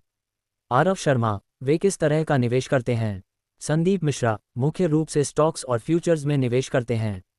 आरव शर्मा, क्या मैं अंदर जाकर देख सकता हूँ? मैं भी एक स्टॉक निवेश कंपनी चलाना चाहता हूँ, लेकिन मेरे पास अनुभव नहीं है। मैं अंदर जाकर थोड़ा सीखना चाहता हूँ। जब से स्टॉक गॉड स्किल हासिल की है, आरव शर्मा ने अभी तक इस स्किल का अच्छी तरह उपयोग नहीं किया है। लाखों रुपये के स्टॉक्स खरीदना उनके लिए आकर्षक नहीं था। अगर करना है तो बड़े पैमाने पर करो। एक निवेश कंपनी रजिस्टर करो और ट्रेडर्स को भर्ती करके इसे ऑपरेट करो। हालांकि आरव शर्मा को इस क्षेत्र में कोई अनुभव नहीं है। अगर वह सूर्य प्रकाश इन्वेस्टमेंट से सीख सकते हैं तो यह निश्चित रूप से उन्हें जल्द से जल्द कंपनी शुरू करने में मदद करेगा। संदीप मिश्रा, बेशक, मैं आपको अंदर ले जाता हूँ। आरव शर्मा ने सिर हिलाया। जैसे ही दोनों अंदर जाने वाले थे, संदीप मिश्रा का मोबाइल बजा। उन्होंने देखा कि यह उनकी बेटी का फ़ोन था। संदीप मिश्रा, बॉस आरव, क्या मैं फ़ोन ले सकता हूँ? मैं जल्दी आता हूँ। आरव शर्मा ने सिर हिलाया। संदीप मिश्रा ने फ़ोन लिया और सीढ़ियों पर जवाब देने चले गए। आरव शर्मा ने सोचा कि आखिरकार यह उनकी अपनी जगह है और उन्हें सूर्य प्रकाश इन्वेस्टमेंट्स के लोगों से डरने का कोई कारण नहीं है, इसलिए वह सीधे अंदर चले गए। रिसेप्शनिस्ट ने तुरंत पूछा, महोदय, मैं आपकी क्या मदद कर सकता हूँ? आरव शर्मा, हेलो, मैं आपके मैनेजर या बॉस से बात करना चाहता हूँ। रिसेप्शनिस्ट कुछ कह पाता उससे पहले राहुल चोपड़ा वास्तव में वहां आ गए। जब उन्होंने आरव शर्मा को देखा तो राहुल चोपड़ा तुरंत गुस्से में आ गए। तुम यहाँ क्यों हो? क्या तुम मुझे उकसाने आए हो? राहुल चोपड़ा ने गुस्से में पूछा। आरव शर्मा, ओह, मैं भूल गया, 4S स्टोर के मैनेजर ने शायद कहा था कि तुम सूर्य प्रकाश इन्वेस्टमेंट्स के मालिक के बेटे हो। यह अच्छा मौका है, चलो बात करते हैं। राहुल चोपड़ा, तुम आखिर हो कौन? मुझे तुमसे क्यों बात करनी चाहिए? यहाँ से निकल जाओ, तुम्हारा यहाँ स्वागत नहीं है। आरव शर्मा, युवक, इतना आक्रामक मत हो। मैं तुम्हारे लिए परेशानी खड़ी करने नहीं आया, लेकिन अगर तुम इतने नासमझ हो तो मैं तुम्हारे साथ बदतमीजी करूंगा। राहुल चोपड़ा पिनेकल टावर्स का किराएदार है और आरव शर्मा उसके प्रति काफ़ी सहनशील रहे हैं। वरना आरव शर्मा के स्वभाव के साथ, सिर्फ इसलिए कि उसने अभी कमाल है शब्द कहा था, आरव शर्मा को उससे निपटना पड़ता। लेकिन राहुल चोपड़ा को नहीं पता था कि क्या हो रहा है और भी घमंड से बोला, कमाल है। यह मेरी कंपनी है, मुझे तुम्हें बाहर निकालने का अधिकार है। अगर तुम नहीं निकलते तो मैं किसी को बुलाकर तुम्हें बाहर निकलवाऊंगा। आरव शर्मा, कमाल है, तुम बेशर्म हो, है ना? सामान बांधने की तैयारी करो। राहुल चोपड़ा, कमाल है, तुम क्यों दिखावा कर रहे हो? ये पिनेकल ग्रुप की प्रॉपर्टी है। जहां तक मुझे पता है, पिनेकल ग्रुप में तुम जैसा कोई नहीं है। अगर तुम कहते हो कि मुझे हटना है तो मैं हट जाऊं। क्या तुम सोचते हो कि तुम 30 साल के हो? इस समय राहुल चोपड़ा के पिताजी अमर चोपड़ा ऑफिस से बाहर आए। अपने बेटे को किसी से बहस करते देख वह जल्दी से ये देखने आए कि क्या हो रहा है। अमर चोपड़ा, राहुल, क्या हो रहा है? राहुल चोपड़ा, पापा, ये वही लड़का है जिसने मेरी कुलीनन छीनी थी, जैसा मैंने आपको बताया था। वह वास्तव में मुझे उकसाने आया। अमर चोपड़ा ने आरव शर्मा को देखा और पूछा, तुम कौन हो? युवाओं का थोड़ा उन्मादी होना समझ में आता है, लेकिन तुम इतना उन्मादी होना कुछ ज़्यादा है। तुम्हारे पास पैसा है, तुम कार छीन सकते हो, लेकिन यहाँ आकर दिखावा करने की ज़रूरत नहीं है। आरव शर्मा, मेरा इरादा यहाँ दिखावा करने का नहीं था, मैंने बस देखा कि आप लोग निवेश कर रहे हैं और सीखने के लिए अंदर आया। इस लड़के ने मुझे गाली देना शुरू किया तो मैं इसे यूं ही नहीं छोड़ सकता। आप बॉस हैं, है ना? अपने कर्मचारियों को सूचित करें कि वे हटने की तैयारी करें। अमर चोपड़ा, हाँ हाँ, क्या तुम पिनेकल के किसी सीनियर एग्जीक्यूटिव के बेटे हो? लेकिन मैं पिनेकल ग्रुप के सभी सीनियर एग्जीक्यूटिव्स को जानता हूं और उनमें से किसी का बेटा तुम जैसा नहीं है। राहुल चोपड़ा, पापा, वह सिर्फ मुझे अपमानित करने आया है, क्या आप यह नहीं देख सकते? मैं बहुत गुस्से में हूं, वह वाकई सोचता है कि मैं आसानी से धमकाया जा सकता हूं। गोपाल यादव, तुम लोग यहां आओ और इसे बाहर निकालो। ड्राइवर गोपाल यादव और अन्य पुरुष कर्मचारी तुरंत आरव शर्मा को धक्का देने आए। तो क्या आरव शर्मा उन्हें धक्का देने दे सकते हैं? बिल्कुल नहीं, यह मामला तुमसे कोई लेना देना नहीं है। मैं तुम्हें शर्मिंदा नहीं करना चाहता, मुझे मत छुओ, आरव शर्मा ने चेतावनी दी। लेकिन गोपाल यादव और अन्य लोगों ने नहीं सुना और फिर भी उसे धक्का देने के लिए हाथ बढ़ाया। आरव शर्मा कभी नुकसान सहन नहीं करना चाहते थे। उनके द्वारा धक्का दिए जाने की बजाय वह उन्हें धक्का देना पसंद करेंगे। अरे, तुम थोड़ा नाशुक्रे हो रहे हो। क्या तुम वाकई लड़ना चाहते हो? कमाल है, ये लड़का कहाँ से आया जो मौत से नहीं डरता और अभी भी लड़ना चाहता है? गोपाल यादव और अन्य लोग बोलते हुए अपनी आस्तीन चढ़ाने लगे और लड़ने की तैयारी करने लगे। इस समय संदीप मिश्रा दौड़कर अंदर आए। तुम क्या कर रहे हो? तुम क्या कर रहे हो? तुम क्या करना चाहते हो? संदीप मिश्रा ने दहाड़कर कहा। वे आरव शर्मा को नहीं जानते थे, लेकिन सभी प्रॉपर्टी मैनेजर संदीप मिश्रा को जानते थे। राहुल चोपड़ा, मैनेजर संदीप, आप सही समय पर आए। आप प्रॉपर्टी मैनेजमेंट में कैसे काम करते हैं? आप बाहरी लोगों को अंदर आकर परेशानी करने कैसे दे सकते हैं? संदीप मिश्रा, बाहरी लोग कौन हैं? परेशानी कौन कर रहा है? राहुल चोपड़ा ने आरव शर्मा की ओर इशारा किया और जवाब दिया, ये। संदीप मिश्रा, बकवास, ये हमारे पिनेकल टावर्स का नया बॉस है। वह किराएदारों का निरीक्षण करने आया था।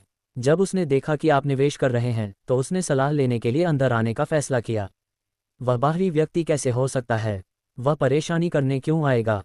सब लोग हैरान रह गए। पिनेकल टावर्स का नया बॉस होने का क्या मतलब है? क्या उसने पैसे खर्च करके पिनेकल टावर्स खरीद लिया? आरव शर्मा मुड़े और चले गए। चलते हुए बोले, मैनेजर संदीप, इन्हें तुरंत बर्खास्त कर दो। संदीप मिश्रा, समझ गया। अमर चोपड़ा और उनके बेटे राहुल चोपड़ा स्तब्ध रह गए। जब आरव शर्मा ने उन्हें हटने के लिए कहा था तो उन्हें लगा था कि वह दिखावा कर रहा है। अब उन्हें पता चला कि वह वाकई वही कर सकता है जो वह कहता है। ऑफिस हटाना कितना परेशान करने वाला है, तो बेशक हमें हटना नहीं चाहिए अगर हम इसे टाल सकते हैं। श्रीमान आरव, एक मिनट रुकिए, यह एक गलतफहमी है, गलतफहमी। अमर चोपड़ा चिल्लाते हुए उनके पीछे दौड़े।